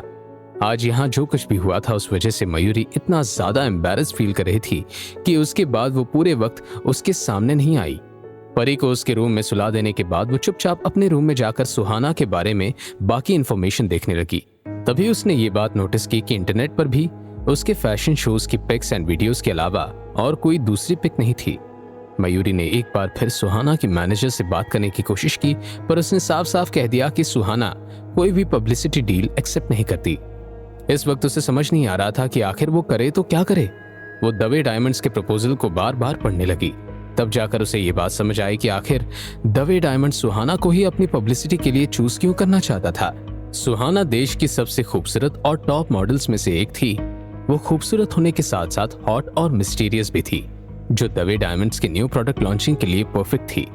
और इसमें भी इंपॉर्टेंट बात ये थी, सुहाना को आज तक कोई भी किसी पब्लिसिटी इवेंट के लिए मना नहीं पाया है, और अगर वो दवे डायमंड्स की पब्लिसिटी इवेंट में आने के लिए मान जाती है तो उन्हें अपना प्रोडक्ट लॉन्च करने से पहले ही बहुत सारी सुर्खियां मिल जाएगी जो उनके लिए काफी प्रॉफिटेबल होगी। हालांकि ये बात कहने में बहुत इजी लग रही थी, पर यह काम उतना ही ज्यादा टफ था। तभी मयूरी ने खुद से बड़बड़ाते हुए कहा, सोच मयूरी सोच, सुहाना को इस पब्लिसिटी इवेंट के लिए मनाने का कोई तो तरीका होगा। तुझे हर हाल में मार्केटिंग डिपार्टमेंट से मिले इस पहले टास्क को पूरा करना ही होगा। શું કરે છે? મને કોઈ आइडिया आपो कान्हा जी। वो टेबल पर अपना सिर झुका यही सब सोच रही कि तभी उसे एक आइडिया आया। उसने जल्दी से सूजल को एक मैसेज ड्रॉप किया। दूसरी तरफ से थोड़ी देर के बाद सूजल ने भी उसके मैसेज का रिप्लाई दिया, जिसमें सुहाना कल जहां जाने वाली थी उसका एड्रेस और बाकी इन्फॉर्मेशन थी। हालांकि उसके साथ में एक और मैसेज भी था जिसमें लिखा था कि उसने उसे जो भी इन्फॉर्मेशन दी है उसे अपने कलीग से लेकर दी है, इसलिए वो कंफर्म नहीं है। वहीं मयूरी को इस बात पर यकीन नहीं हो रहा था कि सूजल ने सुहाना के शेड्यूल की इन्फॉर्मेशन निकाल ली थी। ये देखकर वो बहुत एक्साइटेड हो गई। उसका मन तो कर रहा था कि खुशी से वो अपनी जगह पर कूद कूद कर चिल्लाए, पर तभी उसने अपने मन में बड़बड़ाते हुए कहा, ये होता है फैन का पावर। मीडिया भले ही अपने किसी मॉडल के बारे में इतना कुछ पता नहीं लगा पाए, पर एक फैन अपनी फेवरेट मॉडल के लिए सब कुछ पता लगा सकता है। थैंक यू कान्हा जी, आपने मुझे इस प्रॉब्लम से बाहर निकालने का रास्ता दिखाई दिया। तभी उसने एक चैन की सांस ली और वो पास ही रखे ग्लास से पानी पीने लगी। पानी को देखकर उसे वो सब बातें याद आ गई जो उसके और आहंग के बीच में आज हुई थी। तभी उसने इन सब बातों को इग्नोर करने की कोशिश की और बेड पर जाकर सो गई। अगले दिन मयूरी ने पहले शनाया ज्वेलर्स के ऑफिस आकर रिपोर्ट किया और फिर बाहर जाने की परमिशन ली। वो सूजल के भेजे हुए एड्रेस पर जाकर सुहाना का वेट करने लगी। यहाँ सुहाना अपनी कुछ ड्रेसेस की फिटिंग चेक करने के लिए आने वाली थी। उसके वहां आने की न्यूज अब तक उनके फैंस तक भी पहुंच चुकी थी, इसलिए वो लोग भी आ गए थे। अब तक वो पूरा एरिया लोगों से भर चुका था। मयूरी भी खुद को धक्का लगने से बचा रही थी। ठीक 9 बजे एक शानदार व्हाइट कार वहां आकर रुकी। इससे पहले मयूरी देख पाती कि उस कार में कौन है। वहां खड़े सुहाना के फैंस उसके लिए एक्साइटेड हो चीखने लगे, सुहाना सुहाना। उसे देखकर कुछ लड़के भी अपने दिल की बात कहते हुए चिल्ला रहे थे, सुहाना आई लव यू, सुहाना मैं तुम्हें बहुत पसंद करता हूँ। भीड़ को कंट्रोल करने के लिए एक सिक्योरिटी गार्ड जल्दी से वहां आ गया। उसे देख मयूरी उसकी तरफ बढ़ने लगी, पर तभी उस गार्ड ने उसे रोक लिया। वो उसे समझाते हुए बोली, मैं यहाँ मिस सुहाना से डील के बारे में बात करने आई हूँ, प्लीज मुझे उनसे मिलने जाने दीजिए। उसकी बात सुनकर वहां खड़े गार्ड ने उस पर चिल्लाते हुए कहा, हमने ऐसे बहाने बहुत सुने, पीछे हटो। मयूरी आगे कुछ कहने वाली थी कि उसे साइड में कर दिया गया। भीड़ और धक्का मुक्की की वजह से वो गिरने ही वाली थी कि तभी एक बेसबॉल कैप पहनी लड़की ने उसे संभालते हुए कहा, आर यू ओके? तभी मयूरी ने खुद को गिरने से संभाला और उस लड़की की तरफ देखते हुए उससे बोली, थैंक यू, मैं ठीक हूँ। पर क्योंकि उस लड़की ने अपने फेस को मास्क से कवर कर रखा था और उसके सिर पर बेसबॉल कैप थी, इसलिए वो उसका चेहरा नहीं देख पाई। वहीं जब लड़की ने भी देखा कि सामने लड़की खड़ी ठीक है, तब वो वहां से चली गई। पर मयूरी को मन ही मन न जाने क्यों वो लड़की कुछ पहचानी से लग रही थी। वो फिर से आगे की ओर बढ़ने लगी, पर फिर से उसे गार्ड्स ने वहीं रोक दिया। वो वहीं खड़ी चुपचाप सुहाना की कार को एंट्रेंस तक आता हुआ देख पा रही थी। तभी कार का दरवाजा खुला और एक बहुत ही खूबसूरत और यंग लड़की बॉडीगार्ड्स के प्रोटेक्शन के साथ सीधे अंदर आ गई। उसका फेस भी मास्क से कवर्ड था और उसके सिर पर कैप डाली थी उसने। सुहाना, सुहाना प्लीज मेरी तरफ देखिए। सुहाना आई लव यू। उसे देख उसके फैंस पूरी जान लगाकर उसके लिए चिल्ला रहे थे। सुहाना के बॉडीगार्ड्स को भी इतनी भीड़ संभालने में प्रॉब्लम होने लगी थी। वहीं जब मयूरी ने देखा कि सुहाना अंदर की तरफ लिफ्ट में जाने वाली है, तो उसने बिना कुछ सोचे समझे पीछे से चिल्लाते हुए उससे कहा, सुहाना क्या आप मुझे थोड़ा टाइम दे सकती हैं? मैं आपसे यहाँ एक बहुत ही इंपॉर्टेंट डील के बारे में बात करने आई हूँ। पर वो अपनी बात पूरी कह पाती उससे पहले ही सुहाना लिफ्ट में जा चुकी थी। ऐसा भी हो सकता है कि इतने शोर के बीच वो मयूरी की आवाज नहीं सुन पाई थी। तभी मयूरी ने उदास होते हुए मन में बड़बड़ाते हुए कहा, गई मेहनत पानी में, अब क्या करेगी तू मयूरी? इतनी मेहनत के बावजूद उसे सुहाना से मिलने का मौका नहीं मिल पाया था। सुहाना के चले जाने के बाद भीड़ भी धीरे धीरे वहां से जाने लगी थी। तभी उसकी नजर उसी बेसबॉल कैप पहने लड़की पर गई जिसने उसे बचाया था।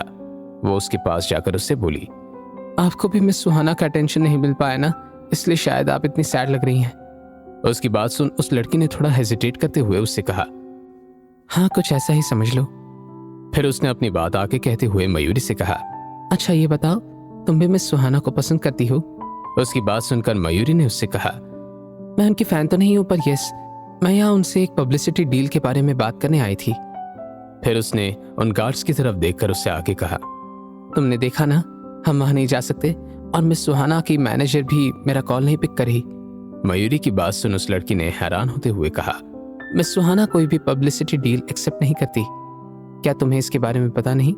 आई थिंक तुम्हें अपना टाइम इन सब चीजों में वेस्ट नहीं करना चाहिए। यह सुनकर मयूरी ने स्माइल करते हुए कहा, मयूरी के लिए कुछ भी इम्पॉसिबल नहीं होता। वो पहले ही इतनी खूबसूरत थी, पर अपनी एनर्जी और कॉन्फिडेंस की वजह से और भी ज्यादा खूबसूरत लगने लगी थी। तभी उसने आगे कहा, चलो बाय, अब मैं चलती हूँ। इतना कहकर वो बिल्डिंग की तरफ चली गई और वहां खड़े गार्ड से ये पूछने लगी कि क्या वो मिस सुहाना से उसके लिए अपॉइंटमेंट फिक्स करवा सकते हैं। पर इतने में उसका फोन बजने लगा। कॉल कंपनी से था। उसके फोन उठाते ही कामना ने उससे पूछा, तुम सुबह से कहाँ हो मयूरी? दवे डायमंड से कुछ लोग यहाँ हमारी पब्लिसिटी डील की प्रोग्रेस के बारे में जानने के लिए आए हैं। जल्द से जल्द ऑफिस आओ। ओके बोल मयूरी ने जल्द ही अपना फोन रखा। बाहर जाकर एक टैक्सी रोकते हुए बोली, शनाया ज्वेलर्स के ऑफिस चलिए। वहीं बेसबॉल कैप पहने वो लड़की मयूरी को जाता हुआ देख रही थी। तभी उसने अपनी आईब्रो कस ली और उसके चेहरे का लुक बदलने लगा, पर उसके एक्सप्रेशन से ये पता नहीं लग पा रहा था कि आखिर उसके मन में क्या चल रहा है। और तभी उसके पीछे से एक आवाज आई, आपकी ड्रेस की फिटिंग का टाइम हो चुका है मिस सुहाना, जल्दी से अंदर आ जाइए। मैनेजर की बात सुनते ही सुहाना अपने ख्यालों से बाहर आई। उसने अपनी कैप हटाई और बिल्डिंग की तरफ चली गई। वहीं दूसरी तरफ मयूरी जल्दी से ऑफिस तो पहुंच गई, पर वो दवे डायमंड्स के प्रोजेक्ट मैनेजर से नहीं मिल पाई थी। कामना ने थोड़ा गुस्से में उससे कहा, दवे डायमंड से कुछ लोग आ चुके हैं, पर उन्होंने तुम्हारे लिए एक मैसेज दिया है। उन्होंने कहा है कि उन्हें पब्लिसिटी के लिए अभी भी सुहाना ही चाहिए। प्रोजेक्ट लॉन्चिंग में अभी सिर्फ 1 वीक रह गया है, इसलिए अब तुम्हारे पास बहुत कम टाइम है। उसने अपनी बात को कंटिन्यू करते हुए आगे कहा, मैनेजर नियति ने कहा है कि इस डील को फाइनल करने के लिए मार्केटिंग डिपार्टमेंट ने बहुत मेहनत की है, इसलिए हम भी उनकी रिक्वेस्ट पूरी करने में अपनी जान लगा देंगे। मयूरी खामोशी से उनकी बात सुनती रही। उसके लिए भी सुहाना को इस बात के लिए मनाना बहुत मुश्किल था। हालांकि अगर वो इस डील के लिए उसे मना लेती तो शनाया ज्वेलर्स और दवे डायमंड्स दोनों की रेपुटेशन काफी बढ़ जाती। उसकी पूरी बात सुनने के बाद मयूरी ने उससे कहा, ओके मैं समझ गई। इतना कहकर वो वापस अपनी वर्क डेस्क पर चली गई और अपने दिमाग पर जोर देने लगी कि वो सुहाना से कैसे मिल सकती है और उसे कैसे इस डील के लिए एग्री करवा सकती है। उसे इतनी गहरी सोच में खोया देखकर उसके पास खड़ी इंटर्न ने उससे कहा, मिस मयूरी, क्या आप सच में मिस सुहाना से डील करने के बारे में सोच रही हैं? उसकी बात सुनकर वहां मौजूद सभी एम्प्लॉयज भी मयूरी की तरफ देखकर उसके जवाब का वेट करने लगे। तभी कुछ सोचते हुए मयूरी ने उससे कहा, यस, हमें मैनेजर की रिक्वेस्ट को तो पूरा करना ही होगा। उसकी बात सुनकर वो इंटर्न उसके पास जाकर धीरे से बोली, यस मिस मयूरी, आप बिल्कुल कर सकती हैं, पर यह बात तो हम सबको पता है कि मिस सुहाना किसी भी पब्लिसिटी डील को करने के लिए मानती नहीं, और फिर भी ये लोग आपको इतनी इम्पॉसिबल चीज करने को कह रहे हैं। मयूरी चुपचाप उसकी बात सुन रही थी। उस इंटर्न ने अपनी बात कंटिन्यू करते हुए आगे कहा, मेरी मानिए तो आप मैनेजर नियति से इस मैटर में हेल्प ले लीजिए। उन्हें कहिए कि सुहाना आपसे नहीं मिलना चाहती है, इसलिए वो आपकी तरफ से दवे डायमंड्स की इस रिक्वेस्ट को रिजेक्ट कर दें। ये सुन वो दंग रह गई। उसने थोड़ा नॉर्मल टोन में कहा, अभी तक काम शुरू भी नहीं हुआ है और तुम गिव अप करने की बात कर रही हो? क्या हमारा मार्केटिंग डिपार्टमेंट तुम्हें इतना वीक लगता है कि हम इस काम के लिए बिना कोशिश करे ही हार मान जाए? क्या मयूरी सुहाना को इस पब्लिसिटी इवेंट को करने के लिए मना पाएगी? जानने के लिए सुनते रहिए Secret Amirzada only on Pocket FM. अगले दिन मयूरी सुजल के बताए एड्रेस पर पहुंच गई थी, पर उसे सुहाना से मिलने का चांस नहीं मिला। जब वो शनाया ज्वेलर्स के ऑफिस वापस आई तो कामना ने उसे बताया कि दवे डायमंड्स के प्रोजेक्ट मैनेजर अभी भी सुहाना से ही पब्लिसिटी करवाना चाहते हैं। मयूरी अपनी जगह आकर बैठ गई तो एक इंटर्न उसके पास आकर इस बारे में बात करने लगी। कामना पीछे खड़ी उन दोनों की बात सुन रही थी। कुछ देर बाद वो अपने हाथ में कॉफी का कप लिए उनकी ओर बढ़ने लगी। वहां आकर उसने उनसे कहा, वैसे मैं ये कहना चाहूंगी कि जो लोग अपने काम के लिए मैनेजर नियति की हेल्प मांगने की सोच रहे हैं, उन्हें यह कंपनी छोड़ देनी चाहिए, क्योंकि वो यहाँ काम करना डिजर्व नहीं करते। आज से पहले किसी ने भी अपना काम निकलवाने के लिए ऐसा कुछ कभी नहीं किया है। उसकी बात सुनकर मयूरी का एडवाइस देने वाली इंटर्न के चेहरे का रंग उड़ गया था। इस कंपनी में रहना सिर्फ वही लोग डिजर्व करते थे जो बेस्ट थे, और अहान ने मयूरी को जिया की जगह ये सुपरवाइजर की जॉब इसलिए दी क्योंकि वो काफी टैलेंटेड थी, और अगर वो टैलेंटेड होने के बाद भी हर छोटे काम के लिए मैनेजर नियति के पास हेल्प के लिए जाती थी तो उसे जॉब पर रहने का क्या ही राइट था। वहीं मार्केटिंग डिपार्टमेंट में मौजूद लोगों ने जैसे ही कामना की बात सुनी, सभी एम्प्लॉयज एकदम शांत हो गए। उनकी नजरें शक के साथ मयूरी की तरफ देखने लगी। उन लोगों के मन में अभी भी यही डाउट था कि मयूरी सुहाना को इस पब्लिसिटी डील के लिए मना पाएगी या नहीं। उनकी आपस में डिस्कशंस भी शुरू हो गई थी। सुहाना को मनाना इम्पॉसिबल है। पूरी दुनिया जानती है कि वो किसी भी पब्लिसिटी डील को एक्सेप्ट नहीं करेगी। बिल्कुल सही कहा तुमने। अब तक ना जाने कितने ही लोगों ने उसे पब्लिसिटी डील के लिए अप्रोच किया है, पर सुहाना ने उन सबको रिजेक्ट कर दिया है। हाँ, ये बात सच है कि मयूरी बहुत टैलेंटेड और कॉन्फिडेंट है, पर मुझे नहीं लगता कि वो भी सुहाना को इस पब्लिसिटी डील के लिए मना पाएगी। मुझे लगता है कि उसे ज्यादा ओवर कॉन्फिडेंस नहीं दिखाना चाहिए। बाद में अगर वो सुहाना को इस डील के लिए मना नहीं पाई और उसकी सबके सामने इंसल्ट हो, उससे तो बेटर है कि वो पहले ही जाकर मैनेजर को ये बात कह दे कि वो ये सब नहीं कर पाएगी। तो तुम ये कहना चाहते हो कि नियति मैम के पास जाकर वो ये कह दे कि वो ये सब नहीं कर सकती? पर क्या तुमने सुना नहीं, सुपरवाइजर कामना ने अभी अभी क्या कहा? उन्होंने कहा है कि अगर मयूरी इतने छोटे छोटे काम भी नहीं कर सकती तो वो इस मार्केटिंग डिपार्टमेंट में रहना डिजर्व नहीं करती। सारे एम्प्लॉयज यही सोच रहे थे कि मयूरी सुहाना को इस पब्लिसिटी डील के लिए मना नहीं पाएगी और वो जल्दी से इन सब से तंग आकर और हार मानकर इस काम के लिए गिव अप कर देगी। मयूरी के चेहरे के एक्सप्रेशंस भी चेंज हो गए थे। वहीं कामना की बात करने का तरीका भी बहुत अजीब था। मयूरी के बारे में डिपार्टमेंट के लोगों की ये गॉसिप सुनकर वो मन ही मन खुश हो गई। उसने स्माइल करते हुए मयूरी से कहा, सुपरवाइजर मयूरी, आप इस डिपार्टमेंट में बस अभी अभी आई हैं और आपको यहाँ काम के बारे में इतनी आइडिया नहीं है, पर फिर भी मुझे यकीन है कि आप ये कर सकती हैं। उसकी बात सुनकर वहां मौजूद एम्प्लॉयज भी उसे हौसला देने लगे। कामना और बाकी एम्प्लॉयज जैसे जैसे मयूरी को हौसला देने का काम कर रहे थे, वैसे वैसे उनकी बातें मयूरी पर प्रेशर बनती जा रही थी। और जब कामना ने देखा कि उसने अपना काम कर दिया है तो वो वापस अपनी जगह पर जाकर बैठ गई। तभी उस इंटर्न ने, जिसने मयूरी को वो सब बातें कही थी, वो उसे माफी मांगते हुए बोली, आई एम सॉरी मयूरी, मेरी बातों की वजह से मैंने आपको बेवजह प्रॉब्लम में डाल दिया। मयूरी अब तक एकदम शांत थी। उसने जब उस इंटर्न को खुद से माफी मांगते हुए देखा तो उसने उसकी तरफ स्माइल करते हुए कहा, इट्स ओके, इसमें तुम्हारी कोई गलती नहीं है, और अगर उन्होंने मुझसे ये सब नहीं कहा होता तो तभी सुहाना की पब्लिसिटी डील वाली बात पर मैं इतनी आसानी से गिव अप नहीं करने वाली थी। ये सुनकर उस इंटर्न ने शॉक्ड होते हुए कहा, क्या आप सच में इस पब्लिसिटी डील को करना चाहती हैं? इस पर मयूरी बोली, बिल्कुल, जहाँ चाह है वहाँ राह भी है।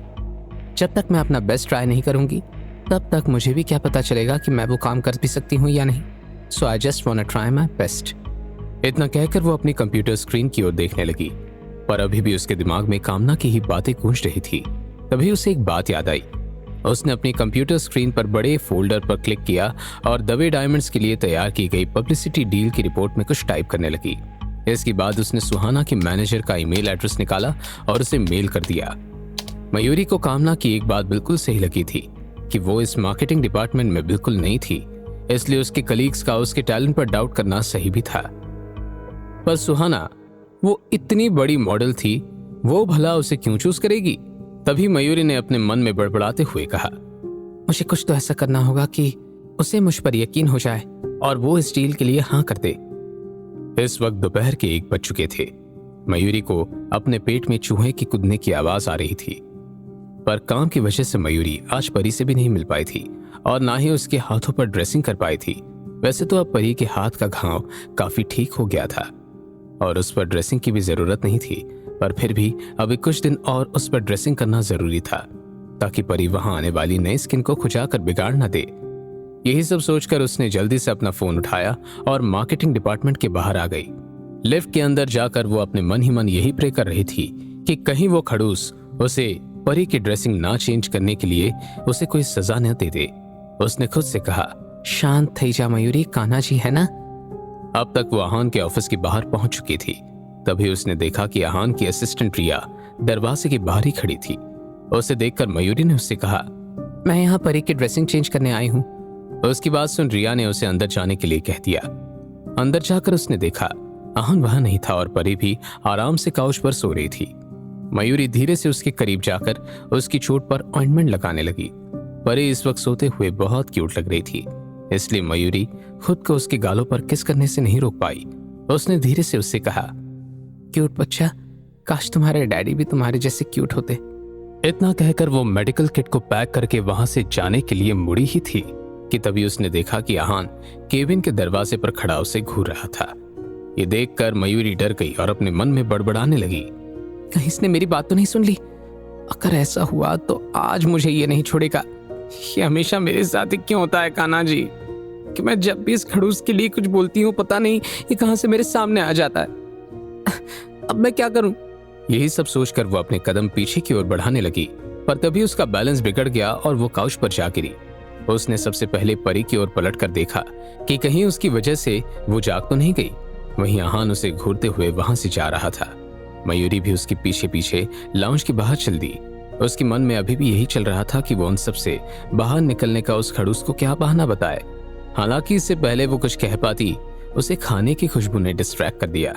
उसने देखा कि वहां रिया खाने की ट्रॉली लिए खड़े थी। उसमें रखे टेस्टी खाने को देखकर मयूरी के मुंह में पानी आ गया। उसे ऐसे देखकर आहान ने बहुत ही कोल्ड एक्सप्रेशन के साथ उसकी तरफ देखते हुए कहा, तुमने अभी तक लंच नहीं किया? उसके इस सवाल पर मयूरी उससे कहना चाहती थी कि उसने लंच कर लिया है, पर तभी उसके पेट से गुड़गुड़ की आवाज आने लगी।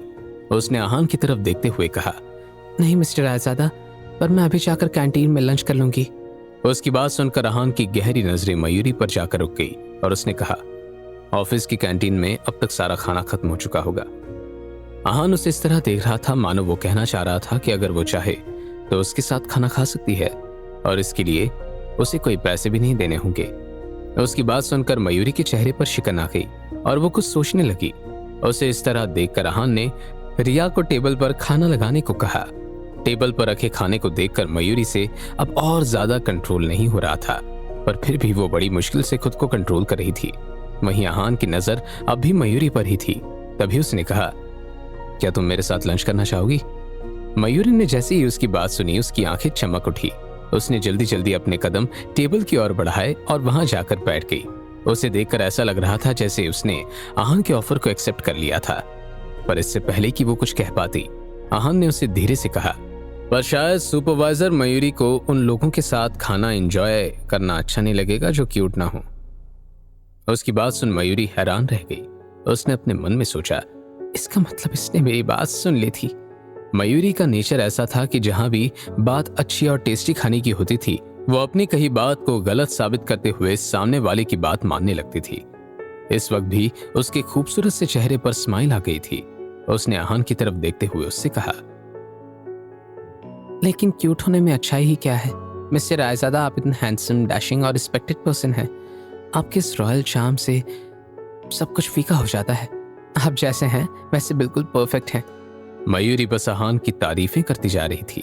आहान भी चुपचाप बैठा उसकी सारी बातें सुन रहा था।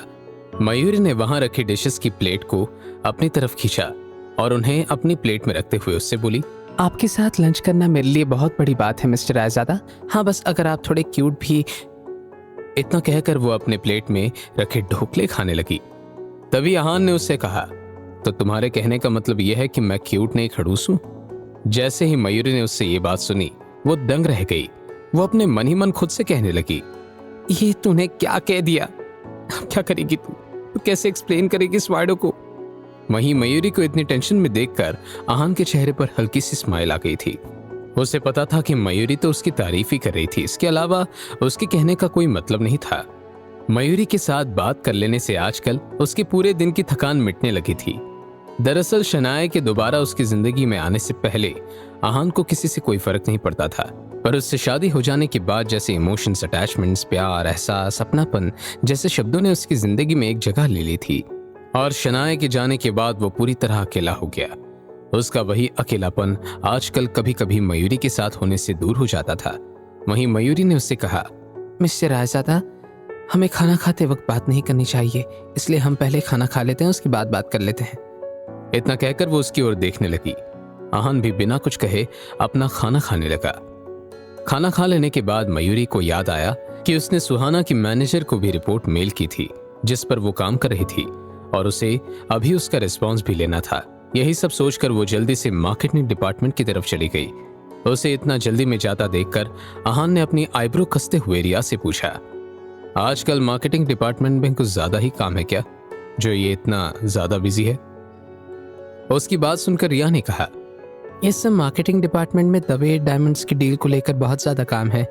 मयूरी सुहाना को अपनी पब्लिसिटी डील के लिए मनाने की कोशिश कर रही है। पहले ये सब जिया संभाल रही थी, पर क्योंकि उसे आगे के इन्वेस्टिगेशन के लिए सस्पेंड कर दिया गया है तो मयूरी ही उनका काम देख रही है।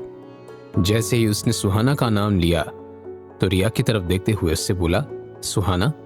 रिया ने उससे एक्सप्लेन करते हुए बताया, यस सर, वो इस इंडस्ट्री के सबसे हॉट मॉडल में से एक है और जितना मुझे उनके बारे में पता है वो कभी भी किसी पब्लिक इवेंट में नहीं जाती है और ना ही किसी भी पब्लिक डील को एक्सेप्ट करती हैं।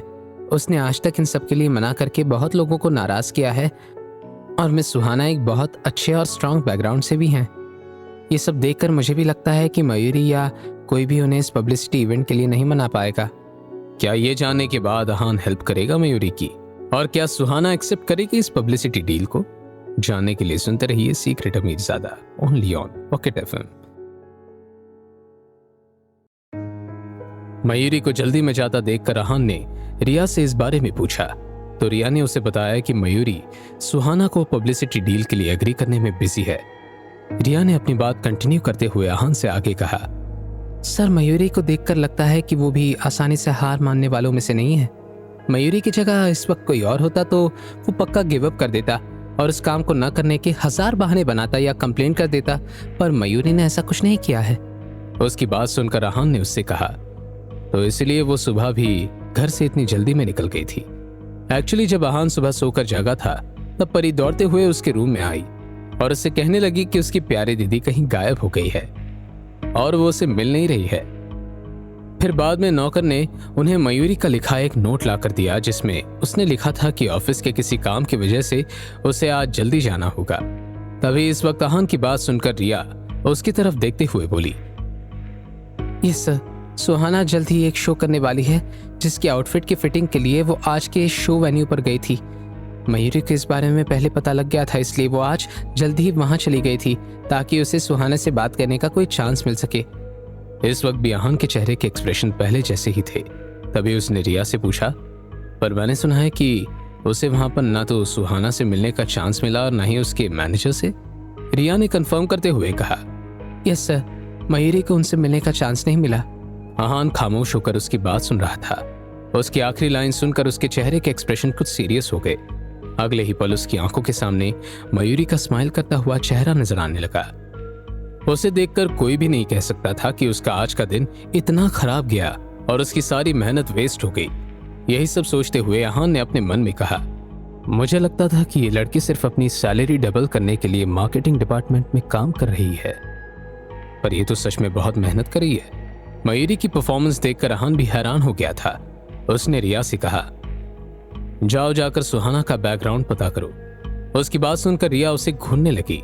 वो हैरानी से अपने मन में सोचने लगी, क्या सच में सर इन सब मामले में आप इन्वॉल्व होना चाहते हैं? नहीं, ऐसा कैसे हो सकता है? ये तो दवे डायमंड्स वाली डील पर इतना ध्यान भी नहीं दे रहे थे। तो ये सुहाना के बारे में पता लगाने को क्यों कह रहे हैं? आखिर बात क्या है? उसे इस तरह खुद में खोया देखकर आहान खांसा। उसकी आवाज सुनकर अगले ही पल रिया अपने ख्यालों से बाहर आई और हड़बड़ाकर बोली, यस सर, पता करती हूँ। वहीं मयूरी मार्केटिंग डिपार्टमेंट में वापस आ जाने के बाद जल्दी से अपनी सीट पर गई और कंप्यूटर पर अपना ईमेल बॉक्स देखने लगी।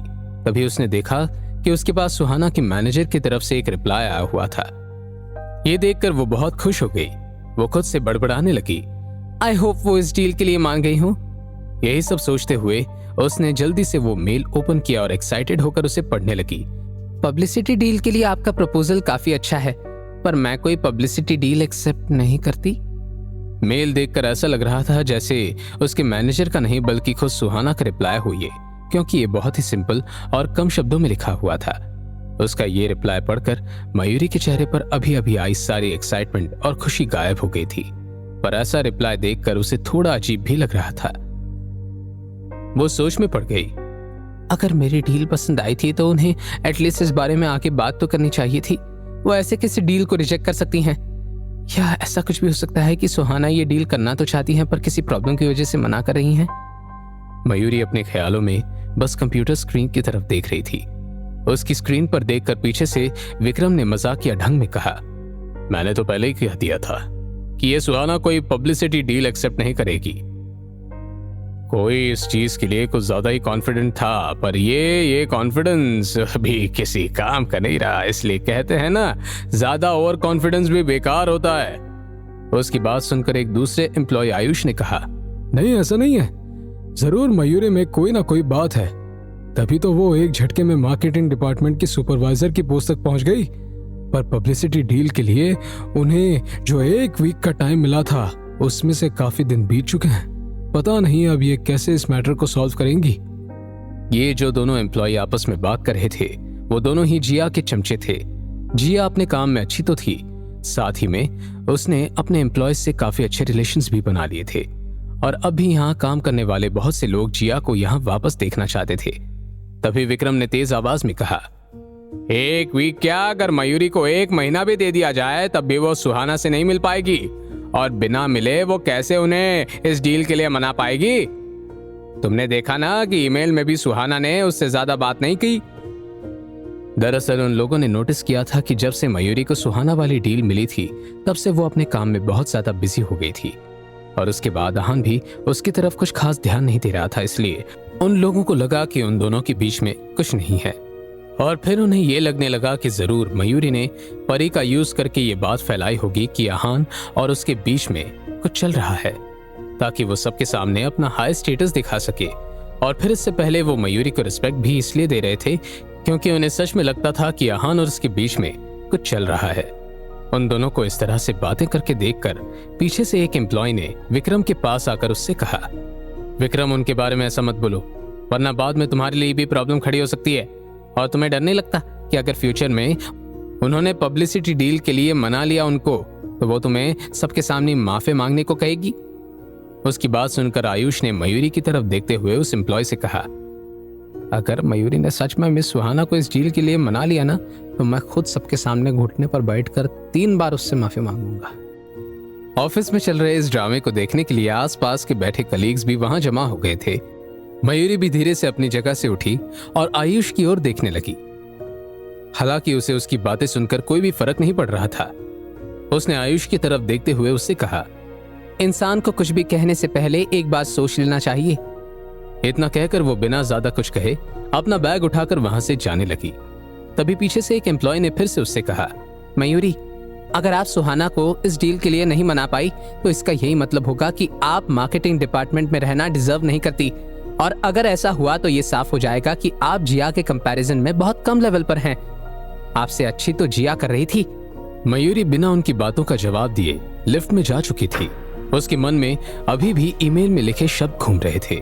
वो अपने मन में यही सोच रही थी, जब सुहाना को मेरा प्रपोजल इतना पसंद आया तो आखिर क्या रीजन हो सकता है कि वो मुझे इस बारे में आगे बात तक करने का मौका नहीं दे रही हैं। ये सच में मुझे बहुत अजीब लग रहा है, पर चाहे जो हो जाए मयूरी, तुझे मिस सुहाना को इस पब्लिसिटी डील के लिए मनाना ही होगा। मार्केटिंग डिपार्टमेंट से बाहर आने के बाद उसने जल्दी से सुजल को कॉल किया। हेलो सुजल, यार मुझे तेरी एक हेल्प चाहिए। प्लीज अपने कलीग से पता करके मुझे सुहाना के आज का शेड्यूल बता दे, और उनसे ये भी पूछना कि क्या वो सुहाना की करंट लोकेशन बता सकते हैं क्या। वहीं दूसरी तरफ सुजल उसकी बात शांति से सुन रही थी। तभी उसने हंसते हुए कहा, यार मयूरी, तुझे क्या मैं गॉसिप एंटरटेनमेंट मैगजीन की रिपोर्टर लगती हूँ जो तू मुझसे सुहाना के शेड्यूल के बारे में पूछ रही है। मयूरी उससे बार बार रिक्वेस्ट करने लगी तो सुजल ने कहा, अच्छा ठीक है, रुक, मैं ट्राई करती हूँ। इतना कहकर उसने फोन रख दिया और कुछ ही देर में मयूरी को उसका मैसेज आया। किड्स थीम पार्क वो यहीं आने वाली है। हालांकि मैं इसके बारे में श्योर नहीं हूं, पर फिर भी तू ट्राई कर सकती है। Kids theme park. मैसेज पढ़कर मयूरी सोच में पड़ गई। क्या सुहाना सच में इस जगह आने वाली है? पर उसका यहाँ क्या काम है? ये तो बच्चों की मस्ती करने की जगह है। पर तभी उसने अपने फोन में सुजल का दूसरा मैसेज देखा। उसने लिखा था, मैंने सुना है कि यहाँ पर एक चैरिटी इवेंट हो रहा है और सुहाना उसे ही अटेंड करने के लिए यहाँ आने वाली है। हालांकि अभी तक ये बात कंफर्म नहीं है, पर फिर भी तू अगर ट्राई करना चाहे तो वहां जाकर ट्राई कर सकती है। उसके मैसेज के रिप्लाई में मयूरी ने उसे एक हार्ट इमोजी सेंड कर दी। उसके बाद वो जल्दी से सुशील के बताए थीम पार्क चली गई, पर वहां जाकर वो एकदम हैरान रह गई। थीम पार्क के एंट्रेंस पर बहुत सारे लोग खड़े हुए थे, यहाँ तक कि इस वजह से इसके पास वाली रोड पर भी बहुत ट्रैफिक जमा हो चुका था। यहाँ काफी शोर था क्योंकि वहां चैरिटी इवेंट हो रहा था। तभी मयूरी ने उस भीड़ के शोर में सुहाना का नाम सुना। उसने गौर किया तो वो लोग सुहाना के ही फैंस थे जो लगातार उसी के बारे में बात किए जा रहे थे।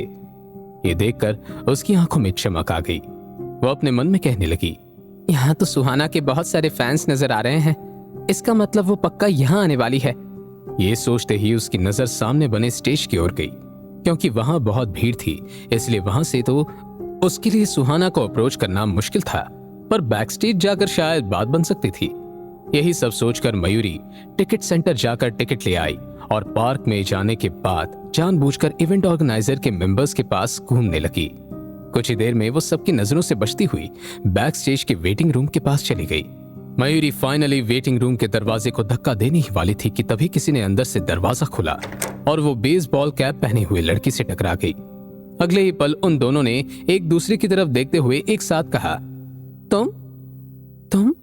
मयूरी को तुरंत एहसास हो गया कि उसने थोड़ा ज्यादा ही तेज चिल्ला दिया था, इसलिए उसने मुंह पर हाथ रखते हुए धीरे से उससे कहा, अरे क्या तुम भी सुहाना से मिलने आई हो?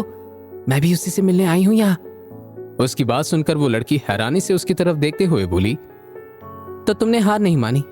इस पर मयूरी ने उससे कहा, हार तो तुमने भी नहीं मानी, तो मैं इतना इजीली कैसे हार मान जाती?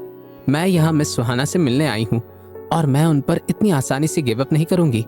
बाय द वे वो अंदर हैं? जब मयूरी ने देखा वो बेसबॉल कैप पहने लड़की अभी अभी अंदर से ही आई थी तो उसने उससे ही पूछ लिया। उसकी बात सुनकर उस लड़की ने कहा, नहीं वो अंदर नहीं है। इस लड़की की आवाज से ऐसा लग रहा था जैसे वो काफी दिनों से सोई नहीं थी और बहुत ज्यादा थकी हुई हो। तभी उन्हें बाहर से किसी के आने की आवाज सुनाई दी। ये सुनकर वो दोनों जल्दी से अलग अलग साइड में हो गए।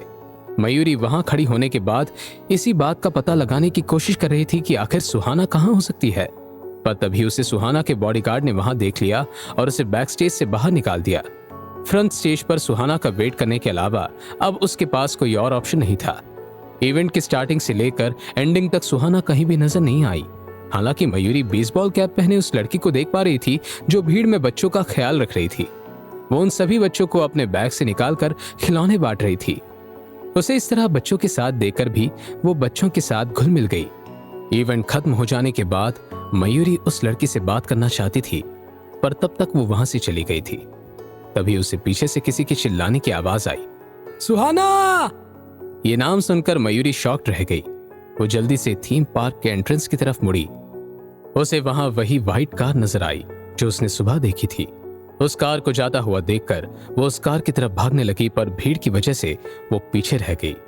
जल्दबाजी में भागने की वजह से उसका घुटना वहां रखे पत्थर से टकरा गया और उसे चोट लग गई। दर्द में कराहते हुए वो वहां बैठ गई थी। कुछ देर बाद उसने आगे आकर देखा तो सुहाना की कार वहां से जा चुकी थी। उसने आज भी उससे मिलने का चांस खो दिया था। उसे इस वक्त इतना तेज गुस्सा आ रहा था कि उसने अपने सामने रखी एक बेंच को जोर से लात मार दी। गुस्से में वो अपनी चोट भी भूल गई थी, पर दोबारा उस पर लगने से अब उसे तेज दर्द होने लगा था, यहाँ तक कि वो ज्यादा देर तक खड़ी भी नहीं हो पा रही थी। और तभी उसके पास किसी का कॉल आया। स्क्रीन पर नाम फ्लैश हो रहा था। नंबर देख मयूरी हैरान हो गई। किसका कॉल आया होगा मयूरी को जो वो इतनी हैरान हो गई? 2 बार मौका खोने के बाद क्या मयूरी को तीसरा मौका मिलेगा? और अगर मौका मिल भी गया तो वो कैसे मनाएगी सुहाना को इस डील के लिए? जानने के लिए सुनते रहिए Secret Amirzada, only on Pocket FM. Mayuri एक बार फिर सुहाना से नहीं मिल पाई थी। उसके पीछे भागने के चक्कर में उसके पांव में भी चोट लग गई थी, जिस पर दर्द होने लगा था। और तभी उसके पास आहान का कॉल आया। नंबर देखकर वो हैरान हो गई। उसके फोन उठाते ही दूसरी तरफ से आहान की कड़क आवाज आई, कहां हो तुम? उसकी आवाज सुन मयूरी ने जल्दी से टाइम देखा और तब जाकर उसे याद आया कि उसे घर जाने में काफी लेट हो गया था। उसने मन में सोचा, जरूर परी मेरे बिना खाना नहीं खा रही होगी और इस वाइडो ने मुझे इसलिए कॉल किया होगा। उसने कल भी मेरे आने तक कुछ नहीं खाया था। हेलो, मैंने कुछ पूछा? आहान की एक बार फिर आवाज सुनकर मयूरी हड़बड़ाकर बोली, मिस्टर रायजादा, मैं बस आधे घंटे में घर पहुंच जाऊंगी। इतना कहकर उसने फोन कट कर दिया। और लड़खड़ाते हुए पार्क के एग्जिट गेट तक पहुंची। बहुत मुश्किल से वहां की भीड़ से होते हुए बाहर निकलने के बाद वो टैक्सी लेकर रायज़ादा मेंशन के लिए निकल गई थी। वहीं जब आहान ने देखा कि मयूरी ने उसकी बात सुने बिना ही उसकी कॉल को कट कर दिया है तो उसे गुस्सा आ गया। उसने अपने मन में कहा, इसने मेरा कॉल कट कर दिया, आखिर है कहां ये, और ये पीछे से इतनी आवाजें क्यों आ रही थी। ये सोचकर उसने वहीं मौजूद वर्धन से पूछा, क्या आज दोपहर में मयूरी ऑफिस में नहीं थी। उसकी बात सुनकर वर्धन ने कहा, सर मैं तो आज ऑफिस के काम से ही कहीं बाहर चला गया था, पर रिया को इस बारे में पता होगा। ये सुनकर आहान ने रिया की तरफ देखते हुए कहा, मयूरी आज दोपहर में कहाँ थी। रिया उसे समझाते हुए कहने लगी, सर वो मयूरी ने आज ऑफिस के काम से बाहर जाने के लिए एक्सप्लेनेशन दी थी, पर ये किसी को नहीं पता था कि आखिर वो गई कहाँ थी। मैंने ये भी बात कंफर्म करने की कोशिश की थी कि कहीं आज सुहाना को कोई इवेंट तो नहीं है, पर ऐसा कुछ नहीं था। हालांकि मुझे उनके आज के पर्सनल शेड्यूल के बारे में कोई आइडिया नहीं था।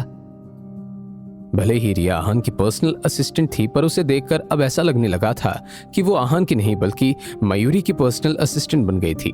उसे मयूरी के पर्सनल और प्रोफेशनल कामों की खबर रखनी पड़ती थी, क्योंकि आहान किसी भी वक्त उससे मयूरी के बारे में पूछ लेता था। उसकी बात सुनकर आहान अपने मन ही मन सोचने लगा, ऑफिस में नहीं है, इसका मतलब वो फिर से सुहाना से मिलने के लिए बाहर गई है। आहान इस वक्त किसी गहरी सोच में खोया हुआ था। वो चुपचाप काउच पर जाकर बैठ गया और एक फाइनेंस मैगजीन पढ़ने लगा। उसने मैगजीन तो खोल रखी थी, पर उसका ध्यान कहीं और ही था। वो बार बार अपनी हाथ पर बंधी वॉच की तरफ देखने लगा। आधा घंटा पूरा होने को था, पर मयूरी अब तक नहीं आई थी। आहान उसी के बारे में सोच रहा था और तभी मयूरी वापस आ गई। उसके चलने से साफ पता चल रहा था कि उसके पांव में चोट लगी थी। आहान ने मैगजीन को कॉफी टेबल पर रखा और मयूरी की तरफ बढ़ते हुए उससे बोला, ये तुम्हारे पांव को क्या हुआ। उसकी बात सुनकर मयूरी ने उसकी ओर देखा और उससे कहा, कुछ नहीं मिस्टर रायज़ादा, मैं ठीक हूँ। इस वक्त उसके चेहरे पर दर्द साफ देखा जा सकता था, पर वो आहान को इस बारे में नहीं बताना चाहती थी। पर तभी आहान उसके करीब आ गया और उसे अपनी गोद में उठा लिया। जैसे ही आहान ने उसे उठाया, मयूरी ने हड़बड़ाकर एक ही झटके से उसके कंधे को पकड़ लिया। वो आहान की मस्कुलर बॉडी को इतनी करीब से फील कर पा रही थी। तभी मयूरी ने उसके हैंडसम चेहरे की तरफ देखा, जिस पर अब भी वही नॉर्मल एक्सप्रेशन थे। हालांकि उसके चेहरे पर अब थोड़ी चिढ़ भी नजर आ रही थी, जिसे देखकर उसने अपने मन में बड़बड़ाते हुए कहा, इस वाइडो को देखकर तो पता ही नहीं लगता कि ये कब नाराज होता है और कब नहीं। क्या लेट आने की वजह से मुझसे नाराज है। आहान ने उसे काउच पर बैठा दिया। उसके बाद उसने अपने नौकर को इशारा करके अपने पास बुलाया और उससे कहा, जल्दी से डॉक्टर को बुलाओ।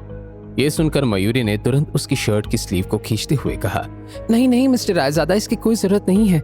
मुझे इतनी भी चोट नहीं लगी है। मैं बस एक पत्थर से टकरा गई थी। मैं खुद दवाई लगा लूंगी। सुबह तक मेरा पैर एकदम ठीक हो जाएगा। उसकी शक्ल देखकर मयूरी को अब भी यही लग रहा था कि वो उसकी बात नहीं मानेगा, इसलिए वो उसे अपना घुटना दिखाने लगी।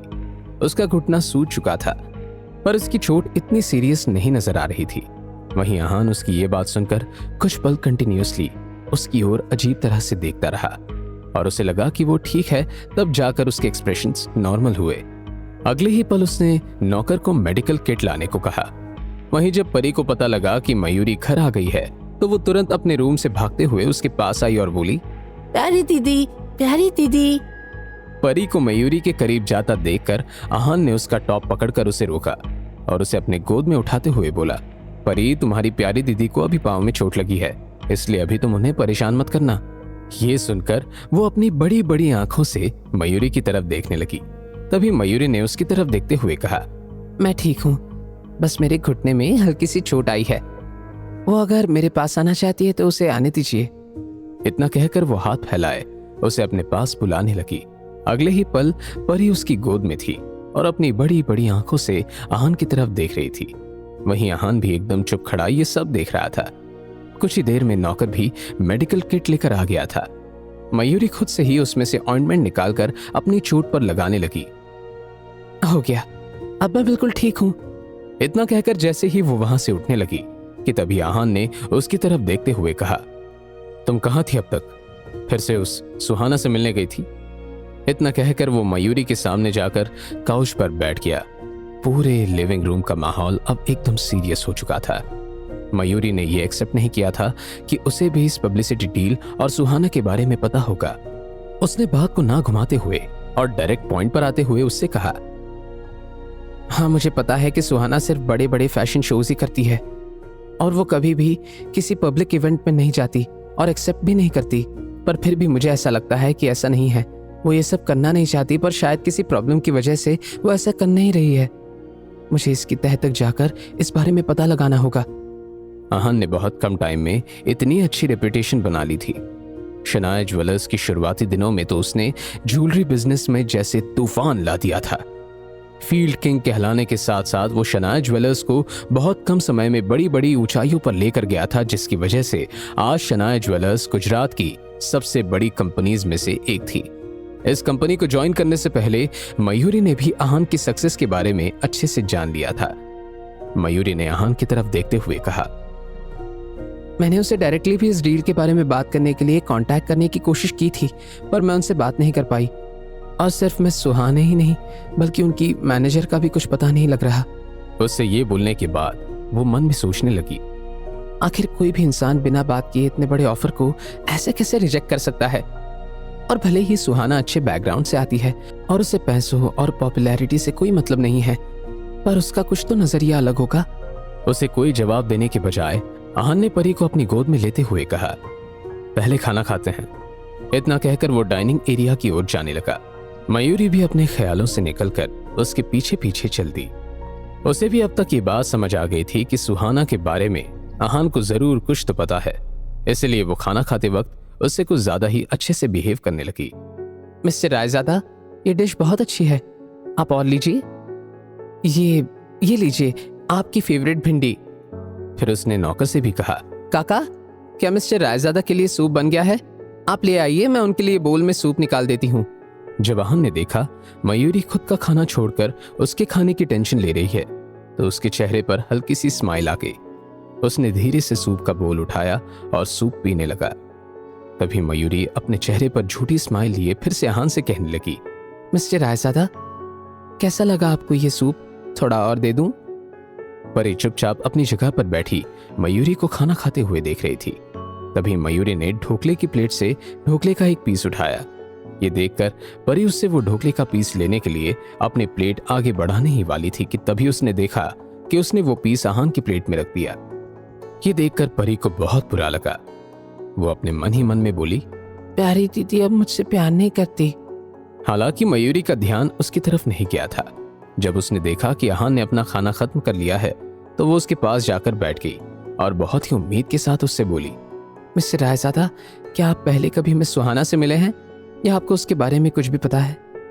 आखिर क्यों वो कोई पब्लिसिटी डील एक्सेप्ट नहीं करती और उसका बैकग्राउंड क्या है?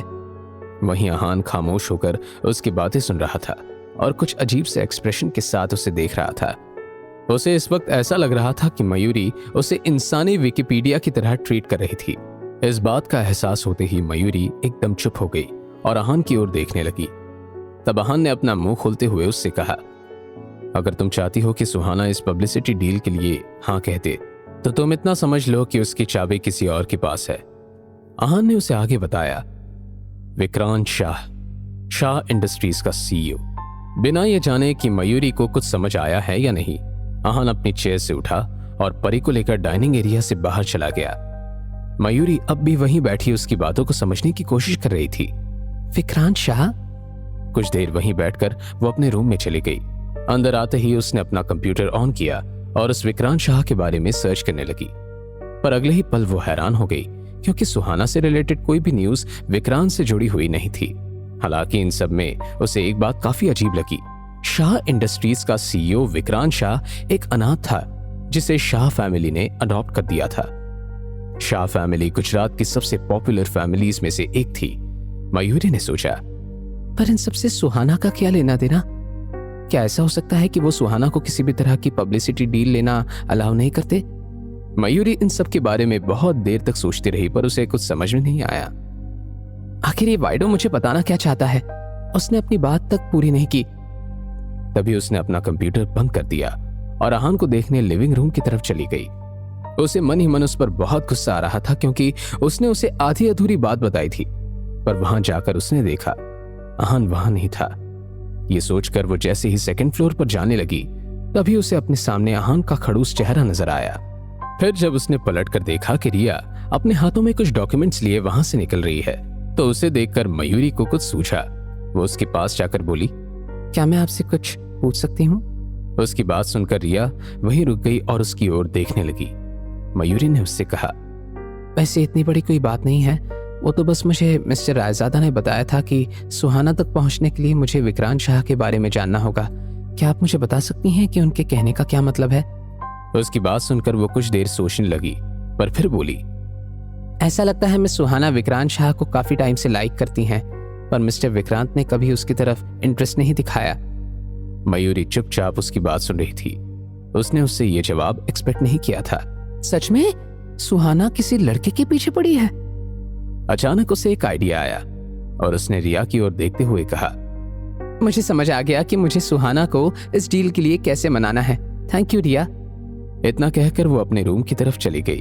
उसने एक बार फिर अपना कंप्यूटर ऑन किया और उस पब्लिसिटी डील के प्रपोजल को पढ़ने लगी। उसने उसमें कुछ नई शर्तें और नए ऑफर ऐड किए। भेजने से पहले उसने 2-3 बार उसे चेक किया। मेल भेजने के बाद वो वहीं बैठकर उसके रिप्लाई का वेट करने लगी। कुछ ही देर बाद उसके पास एक मेल आया। उसे देखते हुए उसके चेहरे पर एक अलग ही एक्साइटमेंट थी। क्या रिप्लाई किया होगा इस बार सुहाना और उसके मैनेजर ने? क्या सुहाना इस पब्लिसिटी डील के लिए मान जाएगी? जानने के लिए सुनते रहिए Secret Amirzada only on Pocket FM। Mayuri अपने रूम में कंप्यूटर स्क्रीन पर आंखें गड़ाए हुए बैठी थी। उसने सुहाना को मेल भेज दिया था और अब बस उसके जवाब का इंतजार कर रही थी। मयूरी को उम्मीद थी कि सुहाना उसकी मेल का जवाब जरूर देगी और शायद उससे मिलने के लिए मान भी जाएगी। कुछ देर इंतजार करने के बाद उसके सामने एक नोटिफिकेशन आया, 1 अनरीड मैसेज। ये देखकर मयूरी जानती थी कि ये मेल पक्का सुहाना का ही होगा। उसने अपने हाथ जोड़े और मेल खोलने से पहले उसने कहा, हे कान्हा जी, प्लीज कोई अच्छा मैसेज ही हो। जैसे ही उसने मेल खोला उसमें मैसेज था, मैं आपसे मिलने के लिए तैयार हूँ। ये मैसेज देखकर जैसे मयूरी की आंखें फटी की फटी रह गई और उसका मुंह इतना बड़ा खुल गया कि उसमें एक रसगुल्ला आराम से फिट हो सकता था। मयूरी ने ताली बजाते हुए कहा, फाइनली इतनी मेहनत करने के बाद आखिरकार सुहाना मुझसे मिलने के लिए मान गई। Thank you Kanha ji, thank you so much. Mayuri को इस बात पर विश्वास नहीं हो रहा था, पर अभी टाइम डिसाइड करना बाकी था, इसलिए उसने खुद को संभाला और एक गहरी सांस ली। इसके बाद उसने मैसेज टाइप किया, थैंक यू मिस सुहाना, आप मुझे टाइम बता दीजिए, मैं उस हिसाब से सारे अरेंजमेंट्स कर लूंगी। मयूरी को इस डील को क्रैक करने के लिए सिर्फ 1 हफ्ते का टाइम मिला था। अगर इस 1 हफ्ते में उसने ये काम नहीं किया तो उसे सबसे बहुत सुनना पड़ता, जो वो बिल्कुल नहीं चाहती थी। उसके मन में बहुत सारे सवाल चल रहे थे और जो एक सवाल उसे बहुत परेशान कर रहा था वो ये था कि अगर सुहाना के पास इस वीक में टाइम नहीं हुआ तो। मयूरी इन सवालों के बारे में सोच रही थी कि तभी एक और नोटिफिकेशन आया, 1 अनरीड मैसेज। एक बार फिर उसने कान्हा जी को याद किया और मैसेज खोला। मैसेज पढ़ते ही वो अपनी जगह पर उछलने लगी। ठीक है, लेट्स मीट टुमारो। सुहाना उससे कल ही मिलने वाली थी। इस मैसेज से ही मयूरी की आंखों में चमक आ गई थी। अब उसे कल के लिए बहुत सारी तैयारियां करनी थी, इसलिए उसने जल्दी से मैसेज टाइप किया, okay, I will see you tomorrow in the VIP meeting room of Shanaya jewellers. Mayuri इस वक्त बहुत खुश थी। उसके दिमाग में ख्याल आया कि वो ये सब आहान की मदद के बिना नहीं कर सकती थी। अगर आहान ने उसे इन्फॉर्मेशन नहीं दी होती तो वो सुहाना को कन्विंस करने में सक्सेसफुल नहीं हो सकती थी। उसने मन में सोचा, ये सब हुआ तो मिस्टर रायजादा की वजह से है, मुझे उन्हें थैंक यू बोलना चाहिए। कल सुबह मैं उन्हें थैंक यू बोलने जरूर जाऊंगी। इसके बाद मयूरी ने लैपटॉप बंद किया और चैन से सोने चली गई। वो बहुत थक तो गई थी, पर सुहाना के मैसेज के बाद उसकी नींद जैसे गायब हो गई थी। वो रात भर बस करवटें बदलती रही और सुबह होने का इंतजार करती रही। अगली सुबह मयूरी जल्दी से उठी और रेडी होकर डाइनिंग टेबल के पास पहुंच गई। जब आहान वहां आया तब उसने देखा कि मयूरी बहुत शिद्दत से डाइनिंग टेबल सेट कर रही थी। वो अपने काम में इतनी बिजी थी कि उसे आहान के आने का पता भी नहीं चला था। अचानक से जब उसकी नजर आहान पर पड़ी तब उसने कहा, good morning mister Raizada. Mayuri बहुत खूबसूरत तो थी ही, पर आज वो खुश थी, इसलिए उसकी आंखों में एक अलग ही चमक नजर आ रही थी। आहान ने भी उसकी तरफ देखा और कहा, गुड मॉर्निंग। मयूरी ने स्माइल करते हुए कहा, आपको भूख लगी होगी ना, मैं अभी नाश्ता लेकर आती हूँ। इतना कहने के बाद उसने आहान के कुछ बोलने का इंतजार भी नहीं किया और सीधा किचन की तरफ चली गई। थोड़ी देर बाद वो एक ट्रे लेकर आई जिसमें एक कप कॉफी थी, एक दूध का ग्लास था और एक चाय का कप था। आहान इस वक्त अपनी चेयर पर बैठ गया था और उसके सामने नाश्ते की एक प्लेट लगी हुई थी। खाने की इतनी अच्छी खुशबू आ रही थी कि परी भी उठकर वहां पर आ गई थी। मयूरी के पास आकर उसने कहा, प्यारी दीदी, मुझे बहुत भूख लगी है। मयूरी ने उसे अपने गोद में उठाया और कहा, अरे मेरी बेबी को भूख लगी है, आ जाओ, ब्रेकफास्ट रेडी है। इतना कहने के बाद उसने उसे अपनी गोद से उतारा और उसकी चेयर पर बैठा दिया। उसने परी की प्लेट में भी नाश्ता सर्व किया। नाश्ते में सैंडविच और ऑमलेट था। आहान ने पहले मयूरी को देखा और फिर खाने की प्लेट को देखा। मयूरी जिस तरह से सर्व कर रही थी, आहान को लगा कि सब कुछ उसने ही बनाया था। आहान ने बहुत देर तक नाश्ते को हाथ भी नहीं लगाया था। उसके दिमाग में बहुत कुछ चल रहा था। उसे लगा कि इतना ख्याल रखने के पीछे कोई तो वजह जरूर होगी। उसने मयूरी से पूछा, क्या सुहाना डील के लिए मान गई है? ये सवाल सुनकर मयूरी उसकी तरफ देखने लगी। उसने उसे परेशान करने के लिए कहा, अभी नहीं, पर वो मुझसे मिलने के लिए मान गई है। मयूरी के चेहरे की चमक से साफ पता चल रहा था कि वो कितनी खुश थी। इसके बाद बिना आहान को कुछ बोलने का मौका दिए उसने कहा, मिस्टर रायजादा, ये सब आपकी गाइडेंस की वजह से हो पाया है। अगर आप मुझे इन्फॉर्मेशन नहीं देते तो मैं ये कभी नहीं कर पाती। ये सुनकर आहान उसकी तरफ देखने लगा। उसने तो मयूरी को एक बहुत छोटी सी इन्फॉर्मेशन दी थी, पर उसने नहीं सोचा था कि वो इस बात का इस्तेमाल करके सुहाना को मिलने के लिए मना लेगी। उसने मयूरी से पूछा, तुमने उससे क्या कहा? मयूरी मुस्कुराई और उसने कहा, ये मैं आपको नहीं बता सकती हूँ। एक बार डील क्लोज हो जाए फिर नियति मैम खुद ही आपको सब बता देंगी, पर उससे पहले मैं किसी से कुछ नहीं कह सकती हूँ। ये बात फिलहाल मार्केटिंग डिपार्टमेंट से बाहर ना जाए तो ही अच्छा होगा। आहान उसे घूर रहा था। वो जानता था कि ये बात सीक्रेट रखना चाहती थी वो, पर इसमें कुछ गलत भी नहीं था, इसलिए उसने इस बात पर ज्यादा ध्यान नहीं दिया। उसने अब सैंडविच का एक बाइट लिया। सैंडविच बहुत टेस्टी था। आहान उसकी कुकिंग स्किल्स से अच्छे से वाकिफ था। उसे विश्वास नहीं हो रहा था कि यह नाश्ता उसने बनाया था, इसलिए उसने पूछा, मयूरी, क्या आज का नाश्ता तुमने बनाया है? मयूरी ने परी को सैंडविच का बाइट देते हुए कहा, नहीं। इसके बाद आहान ने ऑमलेट का बाइट लिया। वो भी बहुत फ्लफी और टेस्टी था। आहान ने पूछा, तो क्या ये ऑमलेट तुमने बनाया है? मयूरी ने एक बार फिर से कहा, नहीं। आहान ने पूरी टेबल पर नजर दौड़ाई और उसे एक केक दिखाई दिया। उसने सोचा, मयूरी को खाना बनाना तो नहीं आता, पर वो केक तो बेक कर ही सकती है। वो कितना ही मुश्किल हो सकता है। बस इंग्रेडिएंट्स मिलाए और ओवन में टेम्परेचर सेट करके केक बेक कर दो। ये सोचने के बाद उसने मयूरी से पूछा, तो क्या ये केक तुमने बनाया है? मयूरी ने आहान की तरफ देखा और कहा, मिस्टर रायजादा, क्या आपको मेरी कुकिंग स्किल्स के बारे में पता नहीं है? ये सुनकर आहान के चेहरे पर मुस्कान आ गई। उसने पूछा, तो फिर आज के नाश्ते में तुमने क्या हेल्प की है जो तुम इस तरह खुश और एक्साइटेड हो? मयूरी ने कहा, ऑफ कोर्स, मैंने हेल्प की है। आहान ने पूछा, तो बताओ क्या बनाया तुमने?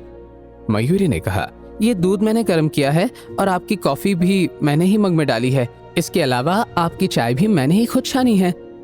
ये सुनकर आहान हंसने लगा और उसने कहा, बस बस बस, तुमने इतने ही किया है? तुम्हारे थैंक यू बोलने का ये तरीका है? ये सुनकर मयूरी ने कहा, किसने कहा मैंने बस इतना ही किया है? ये पूरा डाइनिंग टेबल भी मैंने ही सेट किया है। मैंने आज के नाश्ते में काफी हेल्प की है। आहान को हंसी आने लग गई। ये देखकर मयूरी भी थोड़ा एम्बैरेस हो गई। वो आहान के लिए खाना बनाना चाहती थी और उसके लिए कुछ स्पेशल करना चाहती थी, पर ये कला भगवान ने उसे नहीं दी थी। वो बहुत कुछ अच्छे से कर सकती थी, पर वो खाना बिल्कुल नहीं बना सकती थी। उसने टॉपिक चेंज करने के लिए अपना ध्यान परी की तरफ किया और उससे पूछा, परी, तुम्हें खाना कैसा लगा? परी ने कहा, बहुत टेस्टी। अब मुझे मेरा दूध का ग्लास दो। परी बहुत हड़बड़ी में खाना खा रही थी, इसलिए आहान ने उससे कहा, परी, थोड़ा धीरे खाओ बेटा, इतना फास्ट नहीं खाना खाते। ये सुनकर परी ने कहा, ओके डैडी। इतना बोलने के बाद वो आराम से अपना दूध पीने लगी। दूध पीने के बाद उसने ग्लास साइड में रखते हुए आहान से कहा, डैडी, आप कुछ खा क्यों नहीं रहे हैं? इतना धीरे भी खाना नहीं चाहिए। ये सुनकर मयूरी को हंसी आ गई। उसने सोचा कि इतने बड़े बिजनेसमैन को बस उनकी बेटी ही चुप कर सकती है। फिर उसने घड़ी की तरफ देखा और कहा, मिस्टर आहान, ऑफिस का टाइम हो गया है। मैं और परी पहले ही जाते हैं, मुझे कुछ तैयारियां करनी है। इतना कहकर उसने परी को अपने गोद में उठा लिया और उसे वहां से ले जाने लगी। ऑफिस पहुंचने के बाद मयूरी ने सबसे पहले परी को केयर टेकर के पास छोड़ा और फिर उसके बाद वो खुद मार्केटिंग डिपार्टमेंट में चली गई। सुहाना मयूरी से सुबह मिलने ही वाली थी, इसलिए उसने दिमाग में सारे काम और अरेंजमेंट्स की एक लिस्ट बनानी शुरू कर दी। सुहाना एक सेलिब्रिटी थी, इसलिए उसकी खातिरदारी अलग तरीके से होने वाली थी। जैसे ही वो डिपार्टमेंट के अंदर घुसी, किसी ने उससे कहा, मिस मयूरी, क्या आज बाहर जाने के लिए कौन सा बहाना है आपके पास? ऑफिस में सब जानते थे कि मयूरी रोज किसी बहाने से बाहर जाती थी ताकि वो सुहाना से मिल सके। मयूरी ने मुस्कुराते हुए कहा, आज मुझे कहीं जाने की जरूरत नहीं है। इतने में वहां पर आयुष आया और उसने कहा, क्यों, क्या तुम अपनी हार मानने के लिए तैयार हो? आयुष ये बात टॉन्ट के तरीके से कह रहा था।